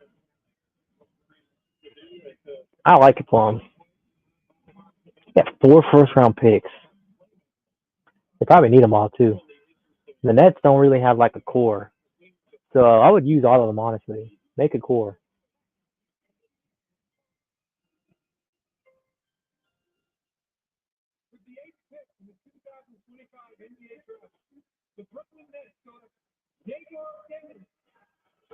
It's a good pick, Brooklyn.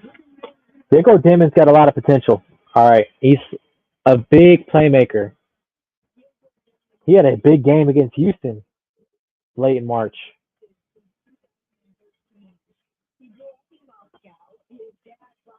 play professionally in Russia. And actually, I love this. He makes sure that to send game tweets to all of Xavier's fans, and his videos introductions and include analysis. Signed a 6-year contract with Real Madrid at 15 years old. Put on 16 pounds while at BYU.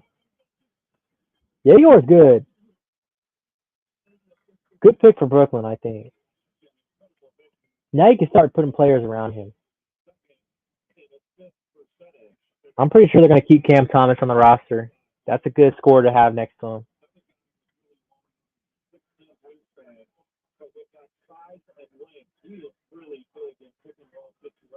Adam Silver must be tall, man.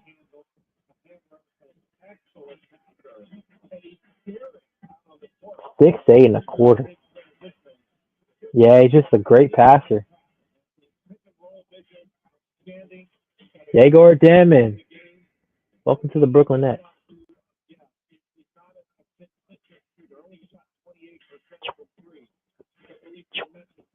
Toronto's now up. I'm pretty sure Toronto's running to that podium. Toronto just had Common Malawach fall directly in their lap. And if they don't want Malawach, well, guess what? Derek Queen is there too. I could also see a Noah Asengwe pick right here. I would be very surprised if it's Carter Bryant or Thomas Sorber. I think Ajaku Sionis makes a lot of sense here. They don't really have a guard to like bring the ball up and act like a main facilitator. They could use Ajaku Sionis. Let's see.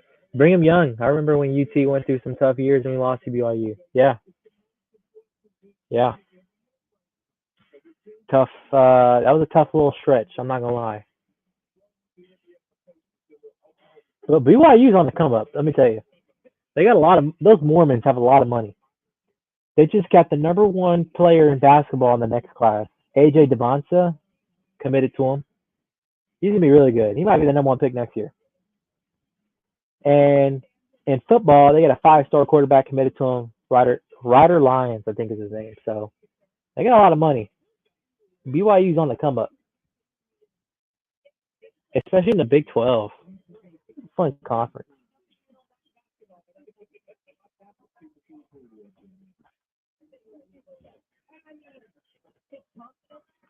Yeah, I mean, Toronto, I just feel like Malawach is the pick here. It makes too much sense for them.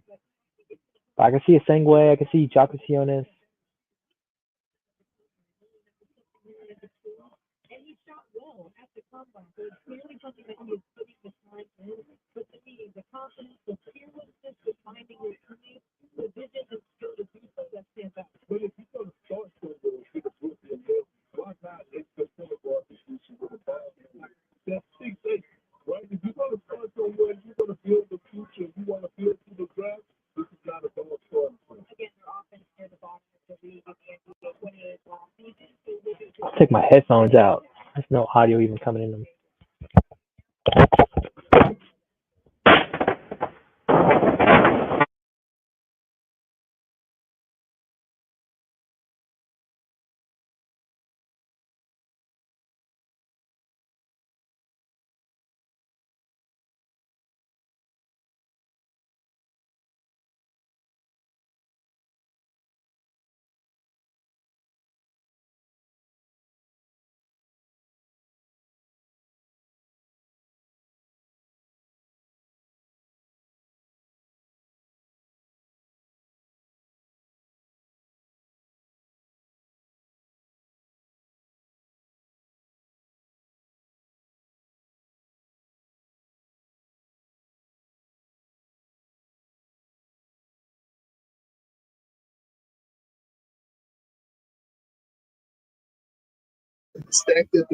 Y'all hear me now? I'm sorry. I had switched my mic from AirPods to, I guess, the camera now. So let me know if y'all can hear me. They ranked top 5 over the last 3 months of the season. So a big man. Yeah, cool. All right, cool. All right, yeah.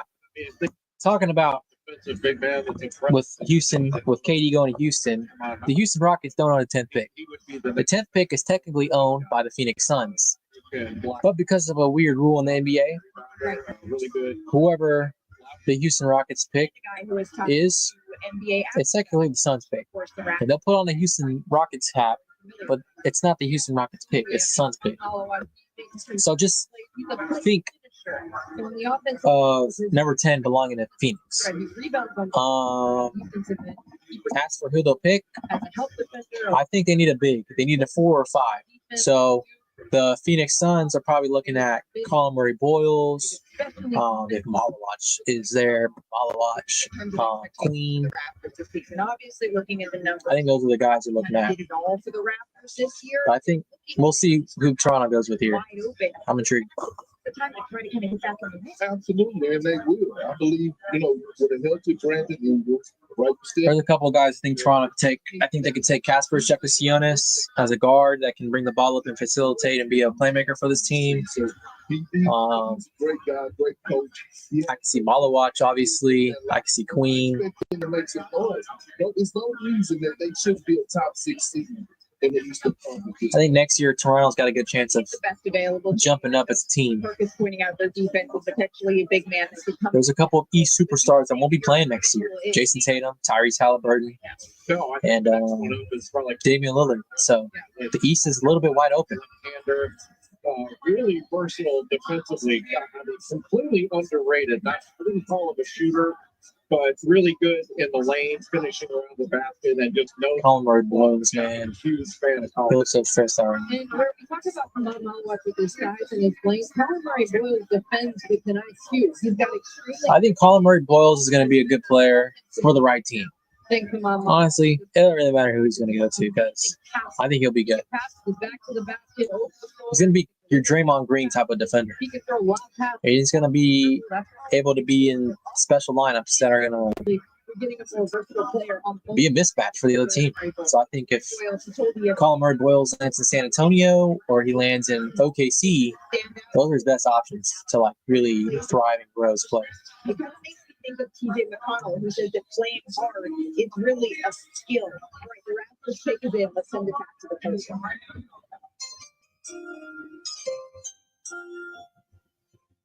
With the 9th pick in the 2025 NBA draft, the Toronto Raptors select Colin Murray Boyles. Wow. Wow. Colin Murray Boyles to the Raptors. I don't know if I like that fit. Boyles sharing this moment with I mean, defensively, like you're talking about like switching. Dad, Sean, his brother Jake, Yeah, the Raptors can switch on defense now. With Pembroke, I just think him and Barnes are too similar for that. and of course, I look at Scotty Barnes as a 4. his girlfriend in South Carolina star. It looked like he ain't playing the 4 anymore. I mean, I don't know. I don't know what the Raptors are cooking up over there. They like their tall, lengthy guys. I'll tell you that. But during the pandemic, at his wife's request, So the Toronto Raptors have R.J. Barrett. They have Scotty Barnes, Brandon Ingram, Colin Murray Boyles. models, they love this young man. That's a lot of big players. Scout-coded. You got Jacoby Walter over there. You got Jamal Shed. Shout out Jamal Shed. Well, he didn't Um, He's not a Jakob Fertile. It just felt like a big year, like a 5 would have been good. tank scoring over the So now the Phoenix Suns. but he was the only FCC player to have 40 blocks, Y'all got to look at this 10th pick as the Phoenix Suns pick. over 40 steals, This has got to be Malawach, right? 67, 70%. Or Queen. rim. He's just over 30% on jump shots. I'd be surprised if it was a guard a little bit. I really would. Personal long arm defender. That's really the lead story with Colin Murray Boyles. We're only on the 9th pick. I'm sorry, Mary. With incredible I'm sorry. and he's just Isaiah's still here. It's good, Isaiah. extremely hard. Been a little quiet, brother. Not gonna lie. Around the rim, we talked about his finishing. 6 It's all right there. Maybe that's a good thing. 8 rebounds a game, good offensive rebounder, 2.5 a game. But defensively, is where he set himself apart. He can move his feet. We talked about him playing hard. So he played Yeah, I don't know. It's They really struggled to win games in the second. I don't know. They were 2-16. He never took a play off. I guess we'll find out because I don't know about the fit. This player that scores, I'm gonna have to think about this a he little just bit. needs to be able to But because of his basketball IQ and his work ethic, So the Phoenix Suns are on the clock right here. I'm just assuming it's got to be big. They do need a point guard. I'd be a little surprised if they reach for Jacqueline right here. I think it's going to be Derek Queen. It's going to be. Amin Malawatch is just like the obvious pick. Can't believe he's. I mean, if I really want the Spurs to get lucky. Kids reaction here. I mean, an impressive player in his own right, and now in the Raptors hat. What y'all think's gonna happen, y'all? Y'all gotta let me know. Houston's on the clock. What are we doing? What are we doing? The landed the Houston Rockets, Kevin Durant here. Kurt, I don't think the Suns should approach this thing as they continue to build around Devin Booker because they've said they don't want to tear it down. Let me look on Twitter. Let's scroll on Twitter real quick, see if there's any trades I missed. Phoenix Suns again. I'm addressing the win position and raising up on oil. It may be time for them to take the Suns. Right? Dylan Harper is going to be wearing number 2. That's awesome. Shout out Kawhi Leonard. But we got a new number 2 in San Antonio. He didn't work out as well. They tried for him. That didn't work. So now you might have your guy on this road. And not want to speak too much. Who'll be buying that Dylan Harper jersey, by the way? They are pretty thin in the front court. I had wondered whether or not they would try to look to move this asset to be able to look towards someone who maybe was a little bit more in line with Devin Booker's timeline. But now we have nothing to happen. Yeah, it's interesting if they want to go with a big. Already talked about Mama Wachnoa, Senge, some of those post players that can really contribute. If they want to go with the wings, 3-and-D guys, Jay, that could really come off the board. Being from Arizona, he played at Arizona, so there's a connection there. Cedric Howard, so 3-and-D or a big man. I see that thing going that way. Yeah, let's go with 3D guy in that vein. Sure, Fleming from St. Joe's. I don't know that it'll go this high, but those are good calls. Those 3 guys are going to be very valuable in the 5th round. This is Jay's best. A Carter Bryant wouldn't shock me here. I'm not gonna lie. Pick number 10 that is headed to the Phoenix Suns as a part of that Kevin Durant trade. Houston, why not? Let's talk about them a little bit. Kirk, you love this trade for the Houston Rockets, a team that was already number 2 in the Western Conference last year, and looking to flip that, make it farther than they did. I did because they didn't have to give up a lot. Right to get Kevin Durant, and they're taking a sweet time, y'all. Still able to keep Shaq, who I believe is maybe another baby The pick is in. David Thompson, the pick is in. Perimeter defense. Shams, don't spoil it for me, Shams. David Thompson might be the best 2-way player in the league. Right? That's how high his ceiling is to me. And then you go in, they just signed Fred VanVleet, right? So you got the experience at the point guard. Big Steven Adams, we know when he's going to come in and do, of course, offensive rebound and build a great screen setter. If he Kevin Durant starts, for anybody that's tuned in, I appreciate y'all. They have Kevin Durant last year. They beat Golden State. I think I want to do this more often. They need a 3-point shooter. I do want to get back into making content creation, so in the NBA, expect some more TikToks and stuff out of me for sure. Durant goes to a situation where he knows and respect the style. Yeah. He makes it go from that relationship. Well, yeah, best friends with Kevin Durant, so they're going to develop and hold him accountable, and he's going to accept the challenge. Whoa! Their offensive rebounding numbers because he's going to make shots. They're not going to have offensive rebound opportunities. But you were able to see some of this up close. You were calling games in the NBA this year as well. Wow! The Phoenix Suns are getting active. Close, and I think everyone knows that there's still a lot left for Kevin Durant to do with the Houston Rockets. The Phoenix Suns just traded for Mark Williams. Are in very, very different places now. Yeah, that's our first player trade. Phoenix is in a much different place right now. They have to make a decision on Bradley Beal. That's really going to be where things shake out for them. But look, this is where you start in the draft. I mean, if you're going to team and build a draft, whoa, Raven. So that's what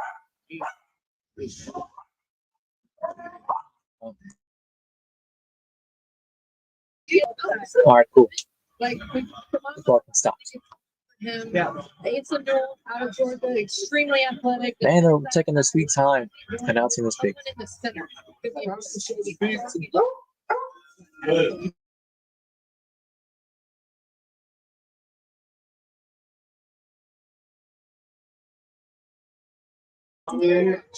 Come on, Malawak. You're telling me the Suns have Bruh. The Suns have common Malawak. The clear emotion here. Come on, Malawak. Let me read this trade right. Hold on. You'll remember, come on, for his excellent rim protection. So the Phoenix Suns have common Malawak and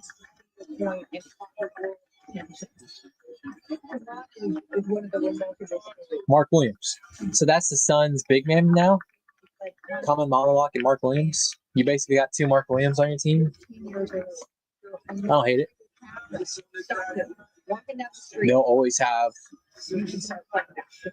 a pretty good big on the court. Means to him in this moment. He was discovered by the NBA Academy Africa in 2021 and talk to anyone around Malawak Bobby. He's an even more remarkable person than he is a player. And that Common was he was good at Duke. We're talking about him on the court, but certainly Good being here. good pick right here. He's been able to do certainly at last year. But the one story that keeps on sticking out is playing against Team USA, Kevin Durant and Joel Embiid, and seeing his mom, who he hasn't seen in years, walk down that aisle. And what Shout out the Phoenix Suns, man. was that? Seeing his mom in the Just did put some talent around Devin one of the Booker. great stories of this year's draft.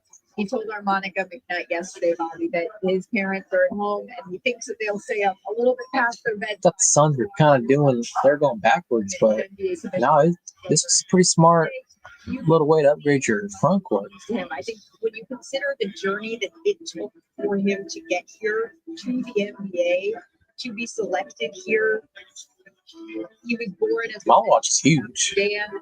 He was a little bit of a late bloomer, started playing basketball a little bit later in life. Before So the Spurs pick is a few picks away. Hoping it's Queen. Hoping Derek Queen falls. Portland's here at 11. Could see Carter Bryant.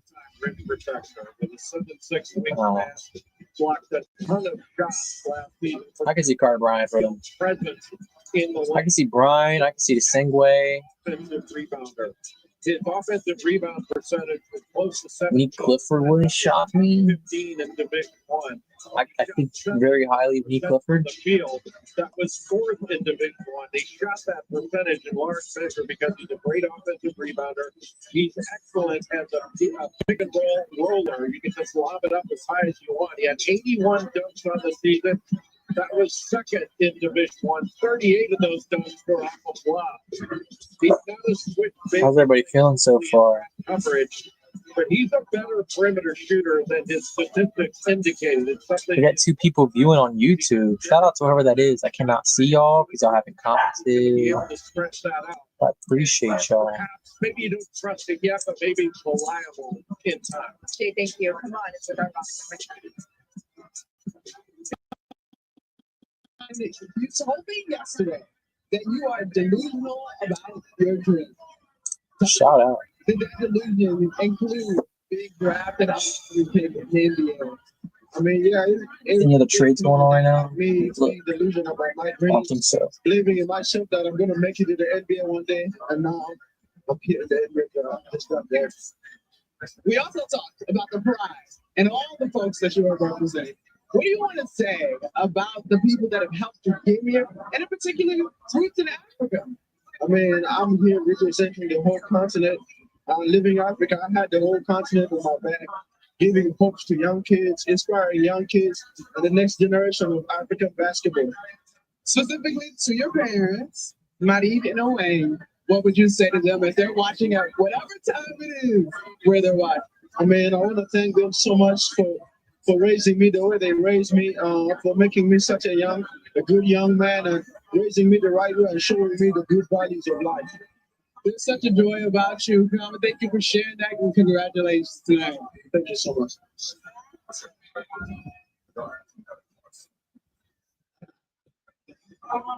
This is such an emotional moment for Kamana's family, considering everything this family has been through to get here. His siblings all sharing in this with him. Again, you heard him with Monica sending the best. Whoa. Just a tremendous story. So seriously, I mean, but this what it's all about. Like, do you realize how hard it is to make it to the NBA? Do you know what it feel like to get your name called? You have to compete, especially from where he came from.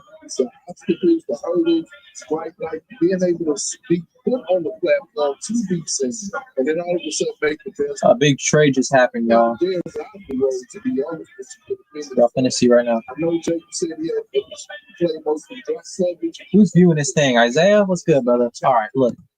I'm gonna tell y'all the trade that just happened. This pick at 11 is not the Portland Trailblazers. It's the Memphis Grizzlies. The Memphis Grizzlies are selecting Cedric Coward.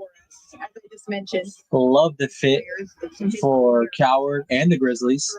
They just traded away Desmond Bain to the Magic this offseason, so they had a hole at the 2 guard spot. I think Coward is a very impressive player. You're talking about a guy that was really good at Washington State. He was a D3 player before that, and he had a choice to make. He could either play in the NBA, where he was getting some hype late in the draft process, like later in the year, or he could go play for Duke. Duke was begging to have Cedric Coward play for him. So it looks like now Cedric Coward is the pick at number 11 to the Grizzlies. I think it's a great pick. I like that pick a lot. with the deadline, the Hornets traded Mark Williams. It's one of my favorite fits, honestly. I like it. So now he is headed to the Phoenix Suns. The Portland Trailblazers are on the clock, and their pick is it.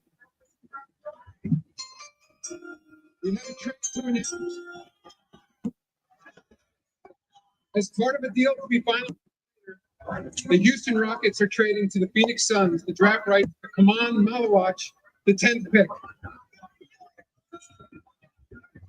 And now, with the 11th pick in the 2025 NBA draft, the Portland Trailblazers select Cedric Coward from Washington State. So even though that Cedric Coward just got picked and it says it's by the Portland Trailblazers, he's not a Trailblazer. He's a Memphis Grizzly. Select Colin Coward here. This is a young man, the ultimate bet on yourself story. He paid $25 to attend Willamette University after academic scholarship and financial aid.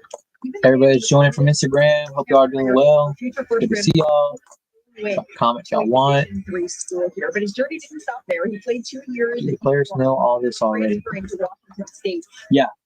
Yeah, their agents on the table are making the calls and letting them know. Even though they're wearing the wrong hat. Cedric Coward was a virtual unknown. Cedric Coward is impressive, man. I'm telling y'all, he's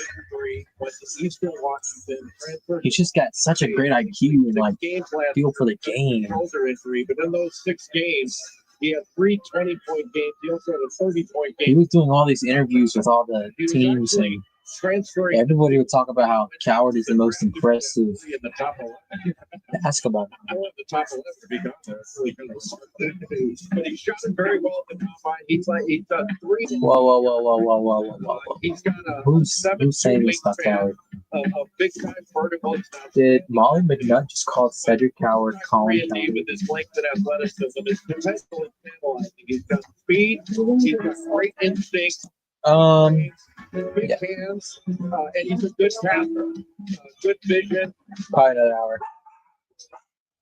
He shot it early at the combine, shot it right off the dribble. I think he was. I'm gonna put my headphones back in. That star drill that they have there, but his ability to shoot it from the perimeter and then. Yeah. I mean, I don't know. Number 11 in this draft, guy with a lot of potential. We should mention that Sean Charania is reporting that the Portland Trailblazers trading him at the number 11 pick to the Memphis Grizzlies. Again, this Cedric Coward is headed to the Memphis Grizzlies. It's been quite the journey for him, Andre. You don't see this very often. From D3 to then Eastern Washington We've been live for an hour and 55 minutes. So shout out to everybody that's joined. And dangerous 3-point shooter, 39% What a good crowd. across his career. And he's committed it. Cedric headed here to the Memphis Grizzlies, and he's here with our What a long shot of a journey, to use your words, Cedric. But now you're here.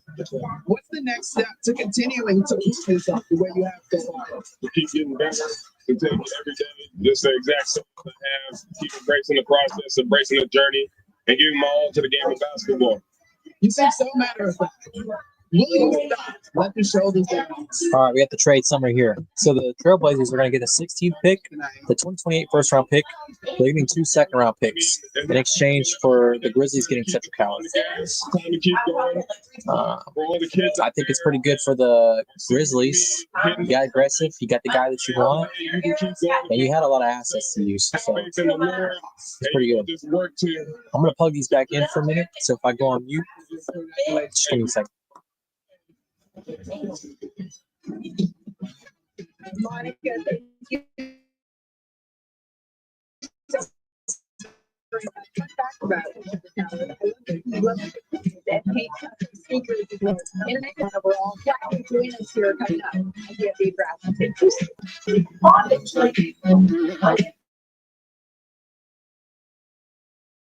Until Pizza Hut show. All right, can y'all hear me? Let me know if y'all can hear me. I love the Cedric Howard story. U3's full of testing hidden gems. Yeah, I love Cedric Howard. I'm a big backer of Cedric Howard. It has the no proven electrolyte blend designed to hydrate better than water. Made to rehydrate. I don't know what the star does. It's cool. Yeah, y'all can hear me? Shout out. All right, cool. Yeah, I like Cedric Howard. It's a great story. Chicago's pick is in. Chicago. Is it Jacasionis? Is it Asa Newell? Is it Derek Queen? I hope it's not Derek Queen. Just so the Spurs can have it.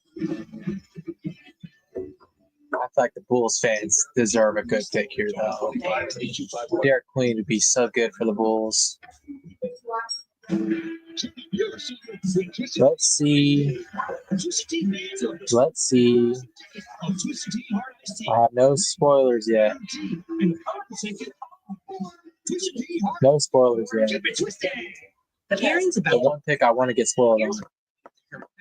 But they all are here. Sure is the Preschool was open. She's a mother. I think we turned out all right. Our reminders can Who do y'all think Chicago picks here? I think it's so important for the Bulls to be good. And they looked like they were pretty good. They were competitive at least with Josh Giddey. But they're actively shopping Kobe White. So that's notable to point out. And delivers 3 essential ceramides helping restore my barrier. Blocking 24-hour hydration with CeraVe facial moisturizing oil. And now No spoilers yet. Man, the pick is in. Why has the jam spoil this one? French covers. Because for 75 years, we've had to make sure you keep yours. Oh wow. Oh wow. And lemonades are perfectly balanced with sweetness, tartness, and a delicious cold foam on top. What? Just me? Dry sweet top of Wow. delicious flavors. Okay, there's a trade happening, y'all. This is not March 20th through the 23rd, tour of brand new 2025 RV starting the Hawks are trading a 13th pick to the Pelicans special RV for the 23rd detail. and an unprotected first round pick. So Hawks aren't picking at 20, or the Hawks aren't picking at 13. I'm sorry. right here in America. They are picking at 23. And the Pelicans are now picking at 13. I was questioning why they didn't take a big. That could be a spot where you take a big. Queen or Sorber to the San Antonio Spurs. I would be down with either or. Love Queen. I'm a big Queen guy. Think he's one of the more underrated guys in this first round. But Sorber's a very good rebounder. How are we looking on Instagram? So far, so good still. Shout out LeBron. Yeah, Pelicans gonna get Queen now at 13. Maybe. If Queen goes here, right? I mean, I haven't seen any spoilers yet. With the number 12 pick here, and the pick is in. It's time to get you back to the podium here in Barclays Center with Commissioner Adam Silver.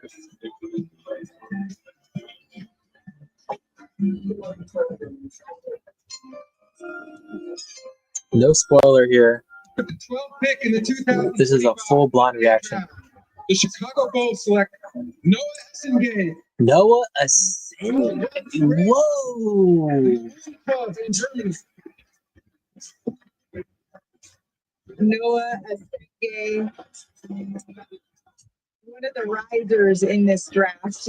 Noah began playing basketball at 12, Hey. which was just 6 years ago. He's the second youngest player in this draft. Horrible pick.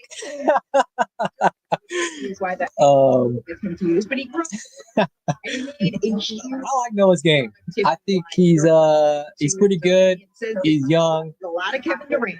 He watches a lot of Brandon He's the second youngest player in the draft. Leonard as well. Players that can dribble. That Man, I mean, look, the potential is there with him if he could put it together. But see him over Derek Queen, I mentioned that leaps he made over year two as Sorber, over Newell. NBA commissioner. I know a couple Bulls fans are not going to be happy with this pick. Noah Essengate is a ball of clay at 18 years old, waiting to be molded. To the Spurs. Thank you, Bulls. No cap. Thank you, Bulls. The Spurs. It's set up for you right here. Take Sorber, take Newell, take Queen. Who are the Pelicans taking? Isaiah, help spoil it, please. I need to know. Who are the Pelicans taking at 13? I'm so locked in.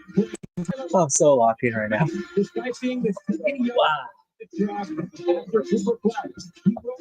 Wow.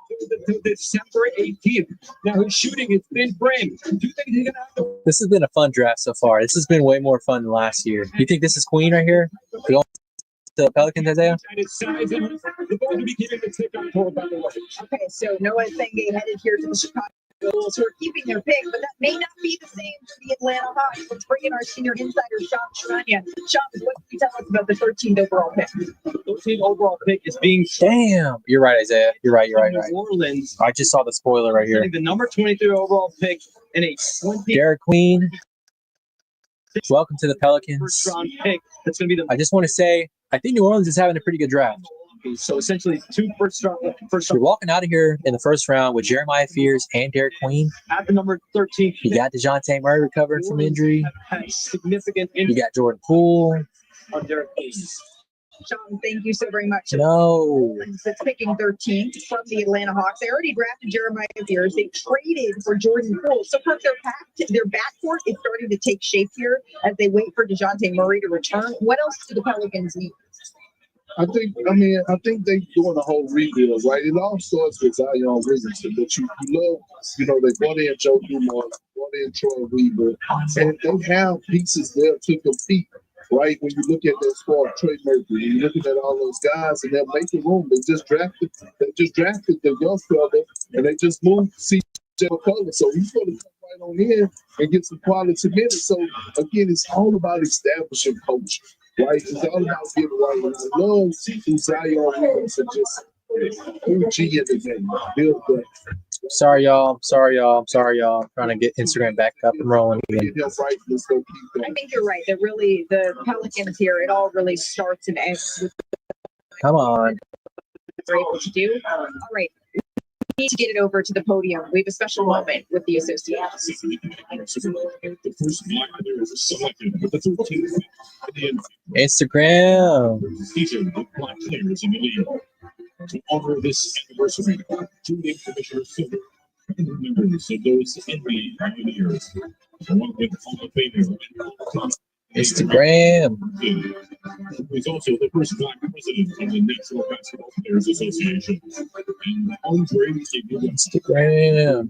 Yeah, Isaiah, you're right. New Orleans is 100% taking Queen. I saw the Shams report. The Pelicans are going to have a really good draft outcome so far. Chuck Cooper, Earl Lloyd, Nats. I'm really impressed with how they're building the roster right now. 3 NBA pioneers. Hopefully they can figure it out with Zion, huh? Players who 75 years ago made history. I like Derek Queen. I think he's got all NBA upside. Generation of players Such as whole game. tonight. We also celebrate the accomplishments of the legends who came before them. Chuck, Kevin, Jatan, your fathers hold a special place in the creation of the modern NBA. They were courageous. They showed resolve, and they represent a through line. Welcome back to Instagram, Isaiah. This is the last time I'll be redoing this Instagram live, so I'm good for like 1 more hour. Y'all get me for 1 more hour. To the game. Thank you.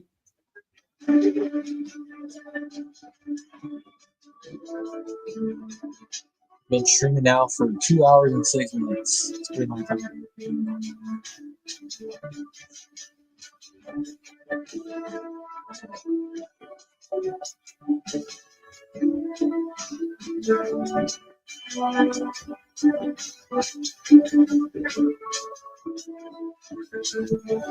Just want to remind y'all, 75 years ago, broadcast celebrating the first Black players in the NBA. And this is a league that really has been built, I think, Andrea, on inclusivity, on the backs, really, of Black players. essays taking Joan Behringer. What it is today. So I swear to God, from the NBA, make sure to recognize that the it's gonna stay be great for me.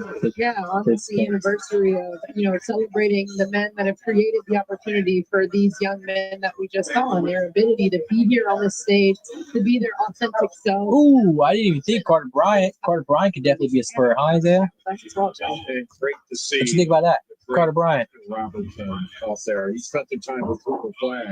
I like Carter Bryant. How much money everything would make right now if you were playing one of the greatest players ever walked the planet. Yeah. And pretty incredible to see the Damn. time with Cooper Flag. Colin Murray Boyle shakes his head and says, fuck, right after the Raptors select. Pick from the 2025 NBA draft. The Atlanta Hawks select Derek Queen from the University. Derek Queen. Damn it. I want you in San Antonio. All right, so we got Sorber. Sorber would be a good pick. And right there, Newell, Carter Bryant. with his mom and doing something great means absolutely everything to him. Child, and Derek says that his mom made so much I don't think they need another guard to be able as much as how cool it would be to have a Walter Clayton to for a team that went very or a Nolan Traore. he's from Baltimore, so he plays at Maryland, and his head coach, Kevin Lloyd, says he's like having these 6'9" balls. Spurs are now on the clock. That's why his teammates. Yeah, get off Twitter right now. I'm not going to spoil this pick. If I see the spoiler, I'm not going to say it.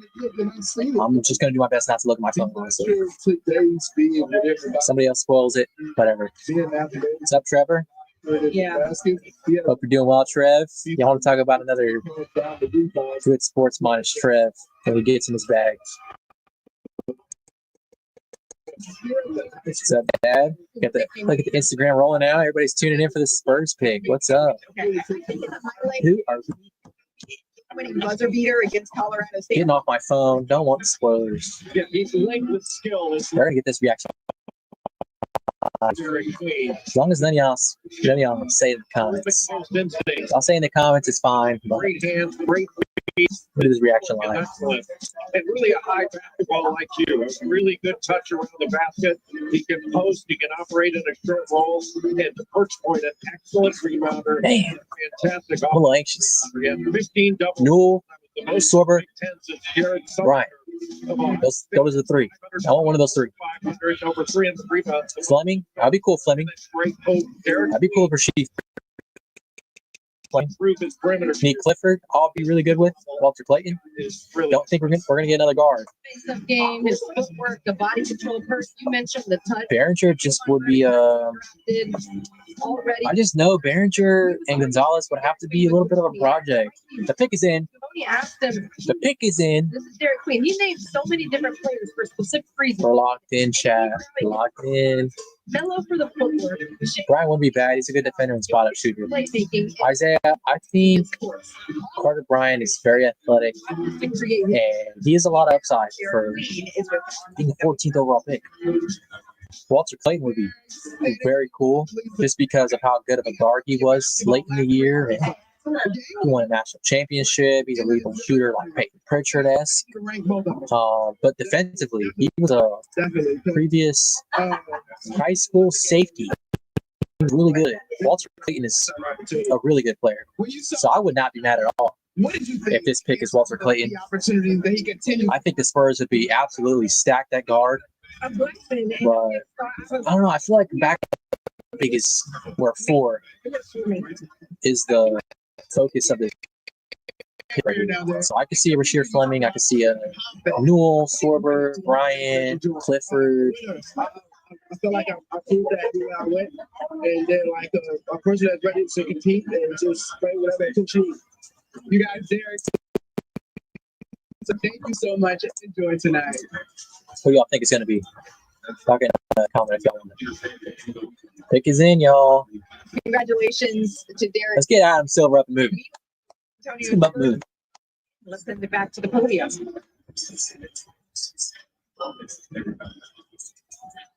Back to the podium. Commissioner just needs a little bit more time. But seeing the signage that says the pick is in, so San Antonio picking again here. And now the commissioner is truly ready. Let's go. All right. All right. Let's see what it is. I'm not checking nothing.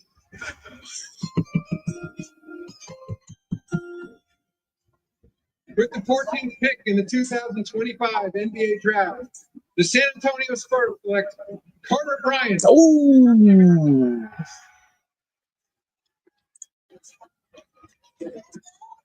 That's very good. This quote from Arizona head coach Tony Roy. Carter Bryant, welcome to the This Spurs. quote, he checks 2 boxes that are really The guy's wearing no undershirt. elite talent. And He's wearing no undershirt in that suit. he comes from a basketball family. His father played ball at Long Beach State. His I don't care. is a member of Kid's got aura. He's 6'8". Fame. So his mom is a sign language interpreter. We got a backup 4. In a I like the pick as well. Jay. I'm willing to give the Spurs an A. I think they had 2 good first round picks in Dylan Harper and Carter Bryant. I think both of them, they offer a lot of upside. About a little bit earlier. Carter Bryant's an athletic freak. We talked about VJ Edgecombe being a very athletic player in this draft. Carter Bryant's got to be top 5 in this draft in athleticism. But he made 39 threes on the year. I like Carter Bryant a lot. I was a big fan of him at Arizona, and while he didn't score a lot of points and stuff, he was a very good player. A guy that will be a good NBA player, and he'll grow into one. So I like Carter Bryant a lot. I think the Spurs did really good this draft so far. You got Dylan Harper and you got Carter Bryant. Carter Bryant does bring a lot of defense. He kind of fits that mold. Now we don't have any weak defenders in our lineup, really. You might be talking about guys like Keldon or Vassell being the weakest points of our defense, and those guys aren't bad defenders. So I really like the kind of culture that we got building in San Antonio with the athleticism, the defensive versatility, and just the overall athleticism. Like, we got size. We don't have small players in San Antonio. We got some athletic dudes, and they're young, and they're going to get better. So, yeah. Spurs get an A grade out of me. Great job, San Antonio. You did not fail me. I appreciate it. Best of luck to the other guys that didn't get picked, like Joan Behringer, Walter Clayton, all those cats. Clifford. It was a good pick by San Antonio. I'm happy. I'm happy. So OKC's here at 15. Behringer makes a lot of sense for them. I could totally just see them like finessing everybody and taking Clifford. Reminds me a lot of OG and a Noble. I think Behringer or Clifford. I think those are the picks here. I'd be very or Newell or Sorbo. They could use a big offset. They just won the championship. They'll probably be be in contention to win it again next year. Come out of the first round. It's under a really good. In the lottery. You think of Tyrese Maxey, Pascal Siakam, who we just saw in the NBA Finals, Rudy Gobert with the 27th pick, DeJounte Murray, of course, Jimmy Butler, Desmond Bain, our very own Kendrick Perkins, a gem to come in the first round. When you're looking at the best available here, the Kendrick Perkins, that gem goes to that. Nobody could be another Kendrick. But yeah, I'm happy. Let me know how y'all feel about the Spurs draft selection, y'all. Eighth and goal, long, athletic, And who are the Oklahoma City Thunder going to take? a rim protector, a guy who's They're throwing Jace Richardson up there like he's going to fit in OKC. And I don't think Jacques Sionis would be a great pick either. I mean, like value-wise maybe, but just not a need for him right now. Whoever drafts, Team is so stacked he is known as Kate. with like playmakers. But he fits that mold of OKC where OKC will draft a player if you can Right back. pass, dribble, shoot.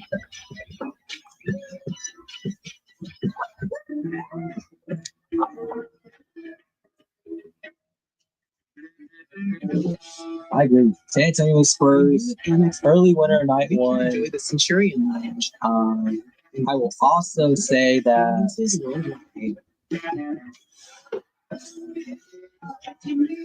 So being a fan, I love it. I love it. All this Carter Bryant love. that's the powerful backing of American Express. love was nearly Man, until Pizza Hut showed up again. Pizza Hut's hooking everyone up with more of what they love. Choose from 4 Hut Lovers pizzas starting at $12.99. nice. Hello, love. Your Welcome to the stream. Don't settle for less. Get more with a free 5G unlimited data from Straight Talk. More ways to connect. I love you. More reasons to share. Well, sure. When you spend less with Straight Talk, I think I'm wearing the same you one. can get more moments to yourself by getting something for them. We're happy Spurs fans in this house. Switch to Straight Talk and get a free 5G phone on They heard her. one of America's most reliable 5G network. Find us at Walmart at straighttalk.com. Shout out to Spurs, man. Excellence. Got me a little bowl of fruit pie, so y'all see me eating. Their standard isn't for the average, it's for those who set the bar and elevate it. So as you redefine what's possible, Lexus refines what you deserve. All right, the Thunder pick is in. Make you feel something. I don't know who it's gonna be. Hard to stop short.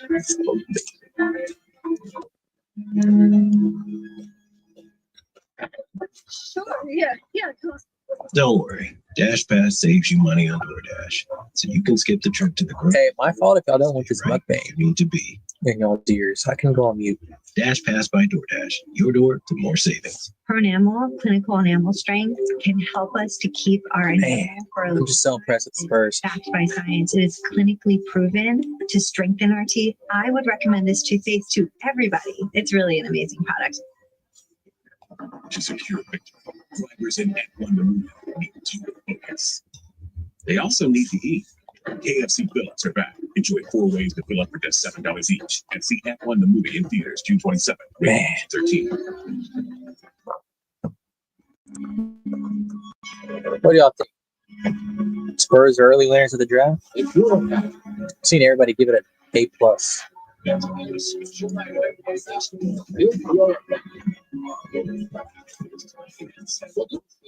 Minutes, hours, days to follow. They convince you you've got the sports. Wow. I'm not proud of doing. It's a limitless world of sports. Dude, they killed it. Today, 7 days a week. With ESPN. Right now, we're standing on the edge of tomorrow. But I obviously agree with the Pelicans having a good night as well. I think those are the 2 winners right now. Pelicans and Spurs. My gosh. So it was just on Tuesday that the Oklahoma City Thunder was celebrating their first championship in franchise history. About to drop my friend's group chat. Okay, see, it's taking time, okay? This is not the last for me. Well, they might have top champagne. They are the NBA champions.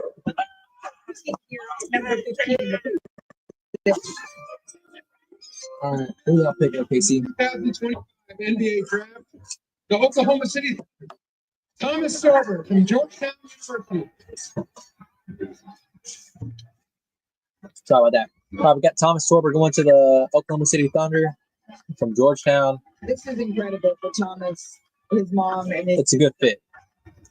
this family has a really moving story. He's an athletic freak. His mother, Not like today, elite athleticism, but the Liberian Civil War, like your traditional rim running, and Thomas get a rebound, his father kind of catch a mile.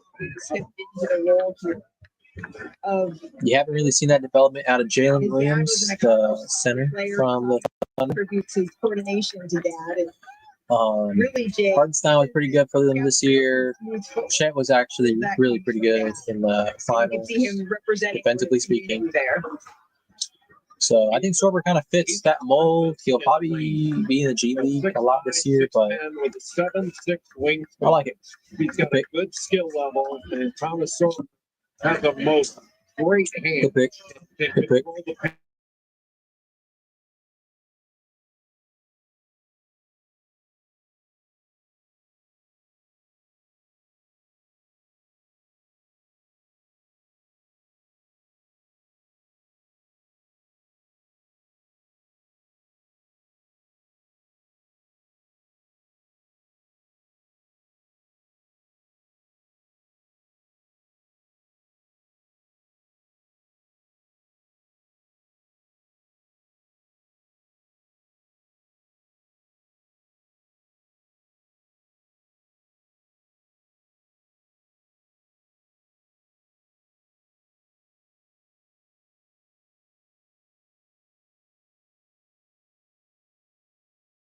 Absolutely is, and he fits right in, especially because of his defense. But he's versatile.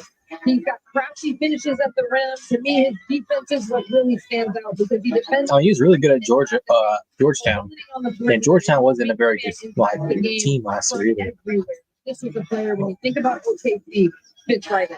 He didn't suffer a season-ending foot injury, though, Jack. He did, but with Kind of got some bam to his game. ability is active hands, he can block and steals.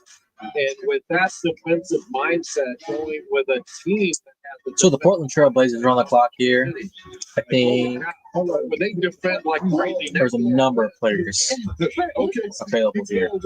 Okay, we're to the chick. Ultimately, Another athletic. I think their best option Defensive rating when he's on is for sure Fleming. the court, the highest of any D1 But we'll see. player this season. That's the defensive impact. Minnesota's going to get a good player. It's a great organization. Minnesota's picking at 17. They're going to get a good player. And he's gonna fit good. That's exactly right. I'm excited to see who they're going to send. I love this right here. Yeah, it really is. We've said time and time again what it's all about. Anybody saying anything? She No. is currently with Monica McNutt. We will share that with you a little bit later. But right now, here he's joined by the newest member of the Dallas Mavericks. Cooper. We saw the incredible draft parties that are happening across Newport. They actually got to meet some of the coaches. I didn't even check on his viewing on Facebook. We're so excited because they felt like Whoever's tuned in, representing them and thank y'all for coming. just getting drafted. Hope you all enjoying the draft. How many texts? I think the Spurs are the early winners of the night. A+ draft out of them. Dylan Harper and Carter Bryant. Started UC, so Yeah, people do this process. I like it. So much support. Absolutely do. Yeah, Yeah, thank y'all for tuning in. been the most special part of the night so far. Leave a comment I think if y'all want. hearing my name, hearing my name get called, sharing that moment with my mom, my dad. Cooper Flag runs some That's a facial hair. Hey, grown man. What's up, Andy? What's up? that, A little sis. I think, seeing Khan and Kamara Hope y'all doing well. top 10 is an incredible feeling. I know how much work they put in. I know how good they are, how good of people they are. So, Mary? incredible to see that. You went down to Dallas for your visit. Mary, I need your thoughts. Do you like either? I mean, Dylan Harper or Carter in Bryant? there, get in and meet everybody and see everybody. But I think, talking to Coach Kidd, I think he just has a lot of confidence. So he's coming to be an impact player. He's gonna the ball a little bit, I think.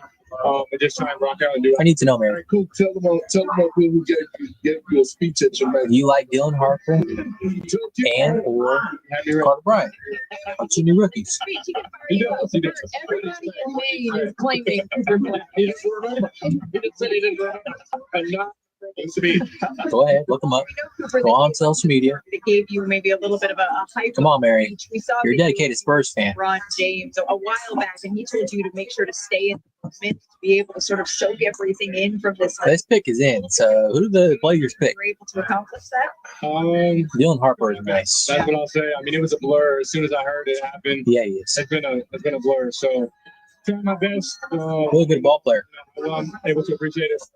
I definitely feel so surreal. We've got your back here because we've had you mic'd the entire night, so we can just take a look back at some of those emotions in real time. Take a look. Oh man. It's taking so long.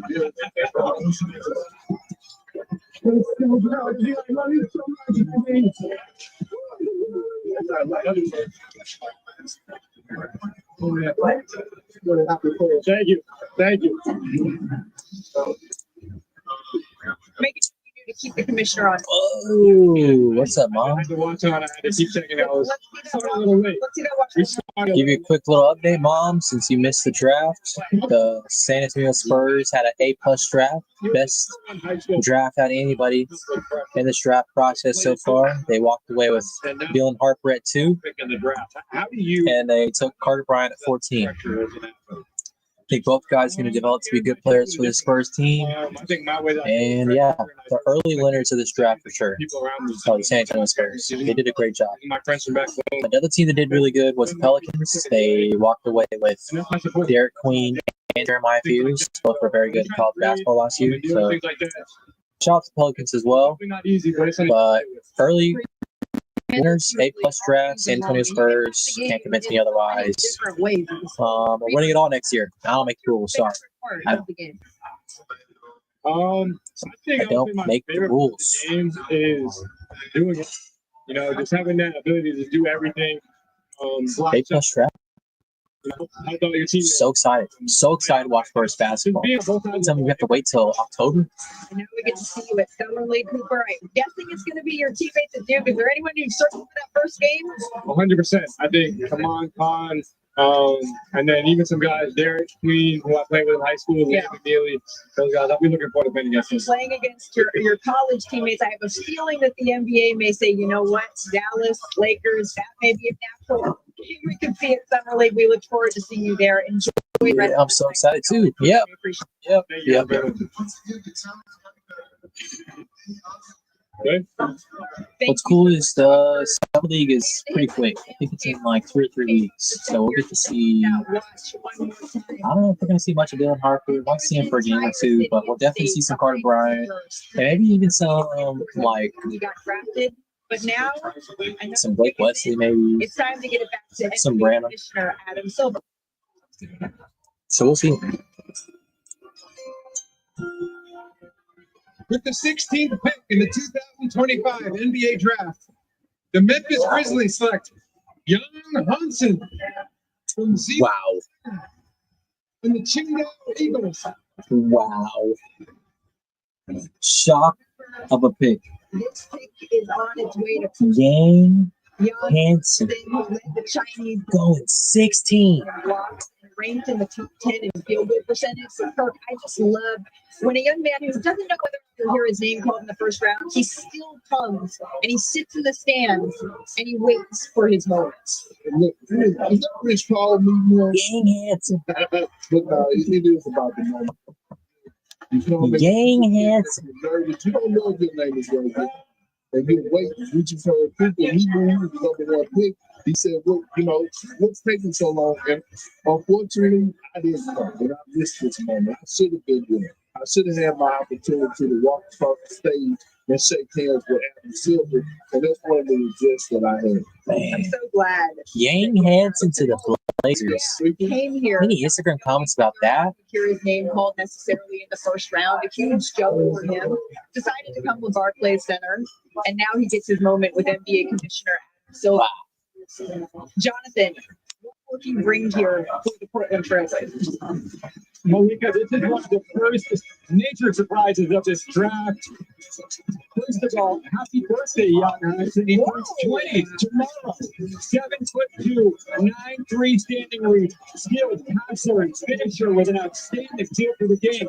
Think of a type big man. Young helped himself as much as anybody in the pre-draft process. Gang Hansen. Welcome to the Portland Trailblazers. Oh, wow. For a 7'1", 250-pound big man, he's pretty mobile. It's just I haven't watched much of him, so I can't give you an honest outlook on his potential. But surprising pick for sure.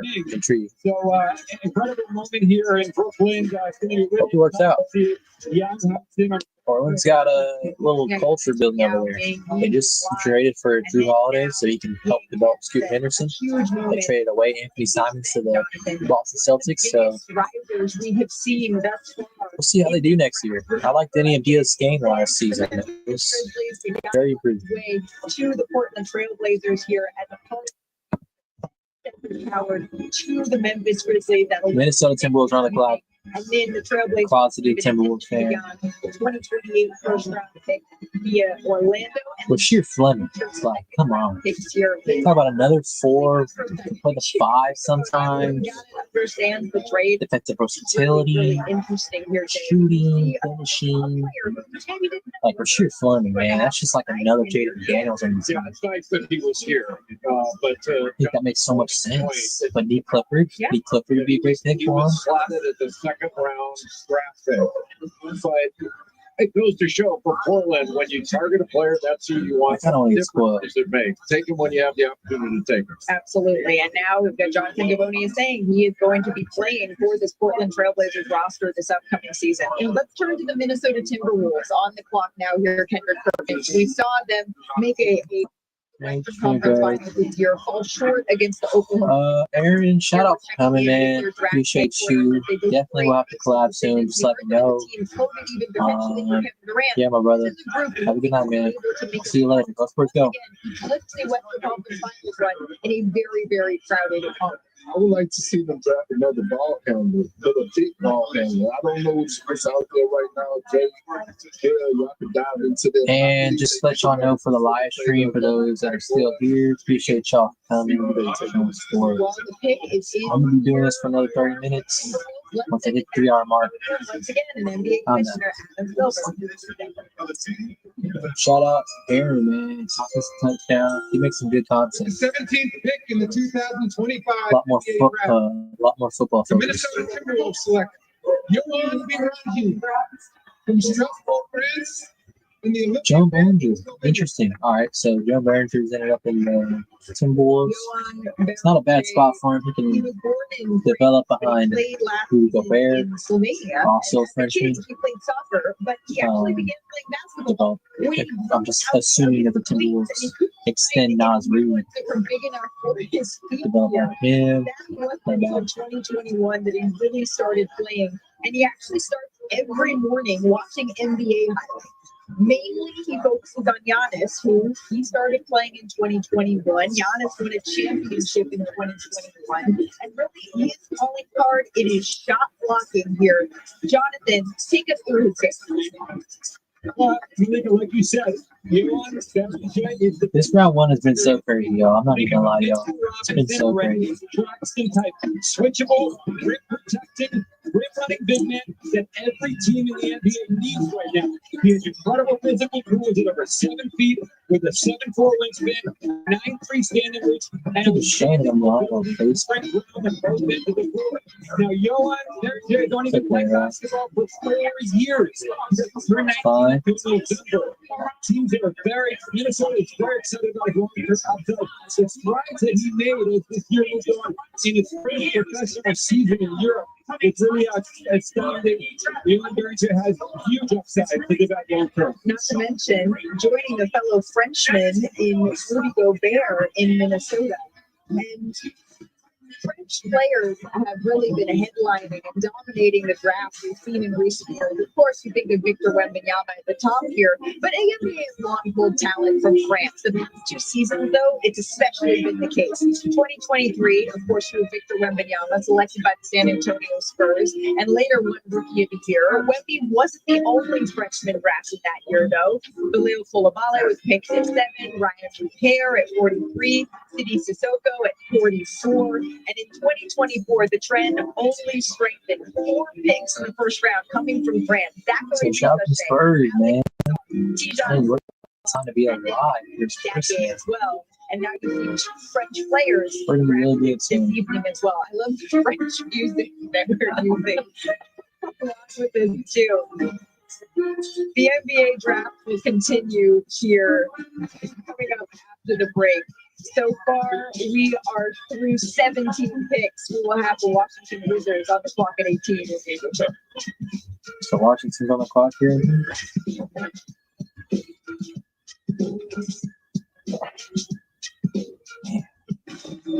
This shit. Just Washington Carter, Brian Hines. This guy's doing. Distant planets. Honest as Not gonna lie, y'all. Got the Carter going crazy.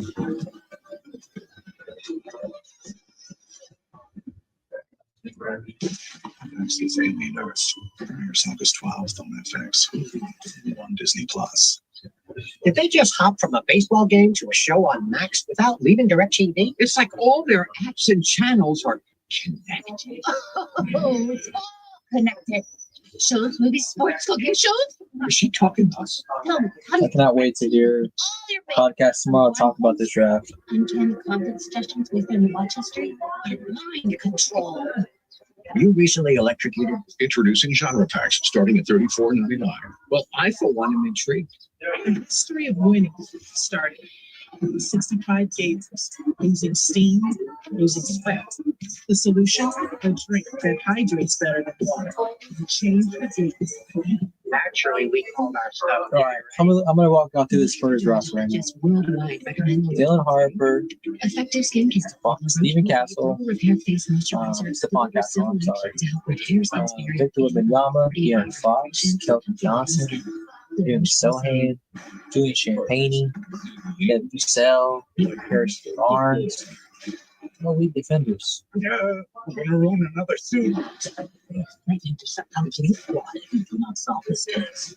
Says he served 20 years for man's laughter. Manslaughter must have been quite the joke. Drive forward 30 feet. This place is falling apart. In a Jurassic World, every team being Jurassic World. Experience, open draft, unsurpassed talent, no matter what it is. Or very well in all the adventure. Jurassic World Rebirth. With Employee Pricing Plus, purchase and get an average of $7,900 below MSRP on select 2025 Jeep Wrangler gas vehicles in stock. This rate offer will be found Steam June 30th. Since 1983, has been selling award-winning vehicles for you, right here in America. And we're committed to keeping our line affordable and free from new tariffs. That's why it's on MSRP on the best-selling 82% of our vehicles right now, so you can get the car you want. The price of full Nissan is here for you. At the summer sale. You now get 0% APR financing for 60 months on the 2025 Nissan Rogue or Pathfinder. Hello. So cute. But I don't know, something's off. Can my teeth be Thank you to Jonte Murray Teeth naturally yellow over time. for making this up. Check this out. Just one kit of Crest 3D white strips reveals your whitest smile. And it lasts 12 months. This smell for a year? I love. I know. Well, today, our next WNBA game is Sunday afternoon for the ESPN and ESPN Deportes. Angel Reese and the Sky take on the Sparks at 4 o'clock Eastern. Coverage gets to WNBA countdown. That's at 3:30. Go check my boy. And then you can see tomorrow's stars like Dylan Harper and Cooper Flag take the court for the first time at NBA 2K26 Summer League. The NBA Summer League will be July 10th through 20th on ESPN and NBA TV. You can get your tickets today at NBAevents.com. Hey, let's check in with our senior insider, Sean Sharanya, as the Washington Wizards are on the clock here. I understand you have some news for us. Yeah, this pick at number 18 is actually being traded to the Utah Jazz, and the Utah Jazz want a shooter at this position, someone that can help them. They're identifying Walter Clayton Jr. Utah. Florida at this pick potentially, but that process is still going on. But this number 18th overall pick is going to the Utah Jazz. Okay, the Washington Wizards pick here is headed to the Utah Jazz. Jay, Sean's talking about circling potentially Walter Clayton Jr. National champion. And he, coming out of high school, he was a covetous football player, the free safety. He was recruited by Florida as a football player before they ever thought of him as a basketball player. Wound up going to Iona and playing for Rick Pitino. He's MAC player. The Jazz 2 years there, going to are also being added to his last 2 years there. winners tonight. There's 3 winners. Spurs, the Wizards, not the Wizards. Spurs, Last year. 39% from three, 39% off the catch and off the dribble. 60% of Ceremony. He's got a clutch gene that can't be taught. 30 Spurs, the Pelicans, NCAA the Jazz. first time. Jazz is walking out this draft They with made some big time plays down the stretch for that Florida team on their road. Walter Clayton. Yeah, I feel like And it Ace really Bailey. rose in the past couple of months since the NCAA tournament. You mentioned the football prowess, Jay. We have some footage. Well, just a great athlete, obviously, to be that proficient in 2 sports. He just wasn't heavily recruited. There he is as a free safety, and that's where he was heavily recruited by big-time college football programs. He just wasn't able to get where he wanted initially coming out of high school in basketball, and that's why he went to Iona. I think playing for Rick Pitino really benefited him. And that explains his mindset and every witness in the tournament. And that's why he's crowned champion on the biggest stage. Because if you look at a lot of great basketball players, Crazy. What a time. NBA is crazy right now. Tight end video, we'll talk about that later. But no, but playing football put a different type of killer mentality should be. The Utah Jazz are slowly becoming great. He wasn't the only. I love Keontae George for them. Mark was a football player. You're adding Walter Clayton. Headed again to the Utah Jazz. I What think if he is the selection, you think about a Jazz team that went 8 for 25 in clutch time this season, the worst record in the NBA. The guy's going to paralyze him the rest of the things. He rises to the occasion in big moments. Football also makes sense because he plays with great pace, change of speed, but he's also very physical. He's not afraid to get into the bodies of defenders when he has the ball in his hands, but also when he's making cuts. Take us in. Let's send We it back have another trade announced. As part of a deal to be finalized later, the Portland Trailblazers are trading to the Memphis Grizzlies the draft rights to Cedric Coward, the 11th pick, and the Grizzlies are trading to the Trailblazers the draft rights to Young Hansen, the 16th pick. And with the 18th pick in the 2025 NBA draft, the Washington Wizards select Walter Clayton Jr. from the University of Florida.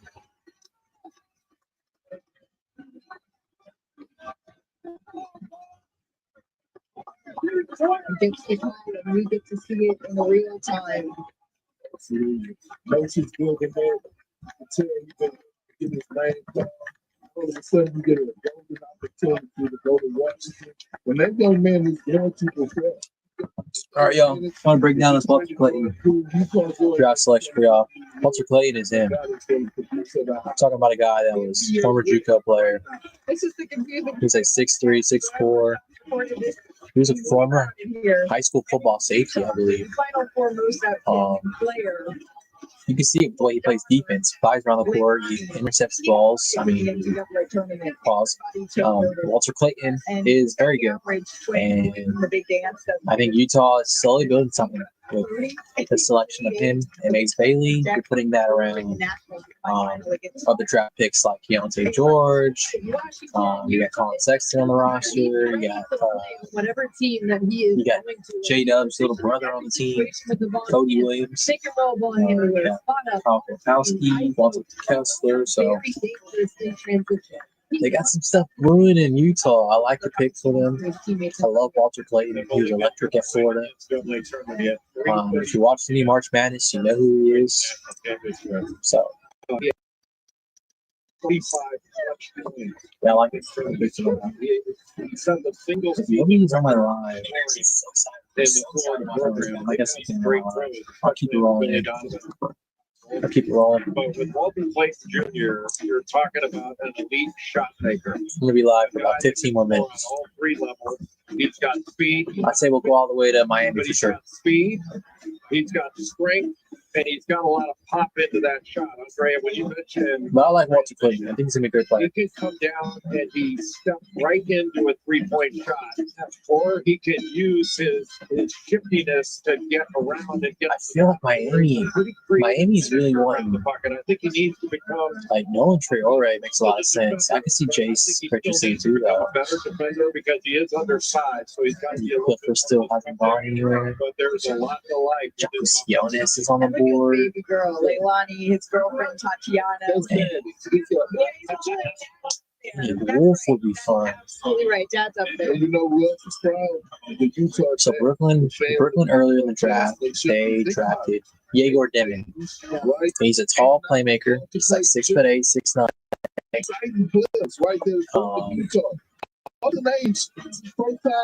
This Brooklyn Nets, they have like 3 or 4 program picks, so they're all focused on building a core. Ace and Rule wouldn't be bad. Oh my God. Walter, it's got to be your shirt on. And a member of the 2025. There's just so many good players still available. What experience did you gain at the University of Florida in terms of winning? It's going to help you step into your NBA career with confidence. Man, I feel like I, gained a lot. Just being around those guys, my teammates. I don't think people understand. Just the chemistry we had on and off before the time that was spent together. As you begin this journey, what's going to be key and what will motivate you? My daughter, for sure. She's been motivating me for a year and a half now that she's been here. So definitely my daughter. She's beautiful, Walter. Congratulations. Yeah.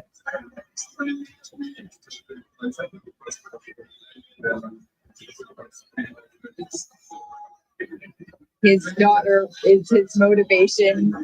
You can see that maybe she's not taking in every moment of what's happening right now, but someday she's going to be able to look back to see this footage, see these live fives, and say, yeah, I was there the moment that I got to see my dad be drafted into the NBA. This is incredible for this family. And what a year, Jay.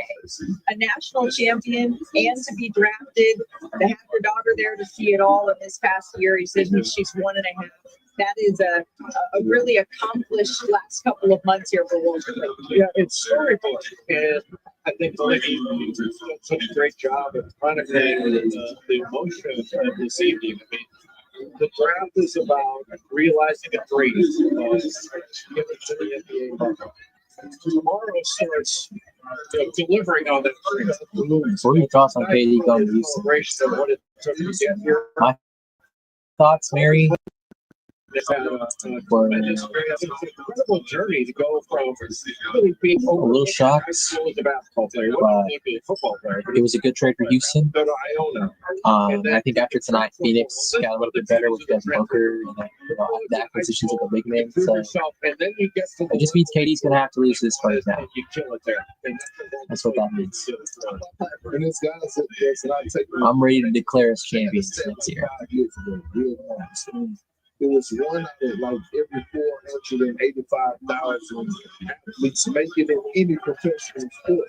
So like they're 1-on-1. So when you see these emotions, it's like, you know how many guys out there since the game has been growing, right, that are trying to come into the league or make it to the league. I just love these emotions. I know the feeling, I know the hard work you had to put in, having to listen to the doubters, the haters, and all of a sudden you're on the stage. And I know we keep showing it over and over again, but it's because it is a story that I think so many people can hold a piece of.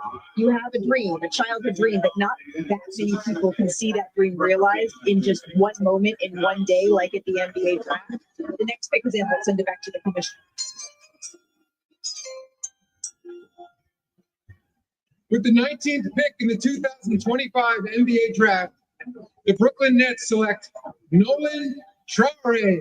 Wow. Nolan Traore goes one pick earlier. I thought he was Miami Heat. He had Miami Heat written all over him. Jalen Green went to the Phoenix Suns, man. He was the main trade piece Another French player on that KD trade. So Jalen Green stopped playing with Devin Booker. Along with Dylan Brooks as well. Compared his IQ. So wow, what a pick by Westbrook. This is the third French by Brooklyn. Team drafted this evening, Jonathan. He had a breakout game at Pitch Summit, but I'm a big fan of Nolan. Love this young man's passing. Big fan of Nolan. Nolan Traore is one of the Nolan's like top 6 big boys. Draft process. He's a jet in the open court for whom the game comes easily. He's like a modern day Tony Parker. Speeds and find teammates on the move. Turnover, defense, scoring efficiency were issues this year that hampered his stock. That's the best way I can describe him. Modern day Tony Parker. The youth and FIBA levels. He dropped 45 points at the ANGT. Brooklyn got a good one. Like you said, and he had significant upside. I hope he does well. I hope he's a cornerstone. Players like Jeff T. and I would like the jersey one. Thanks to his speed, his vision. 19 years old. I'm told, by the way, the Nets were keeping this pick. There's a lot of good players coming from France. Yeah, they are. Yeah, they are. Traore was picked from France. Noah Sangway is picked from France. John Barringer is picked from France. Now let's compare that to like players from college. I think Duke has the most players picked this draft. So we got Cooper Flag. We got Colin Malawak, and we got Conklin.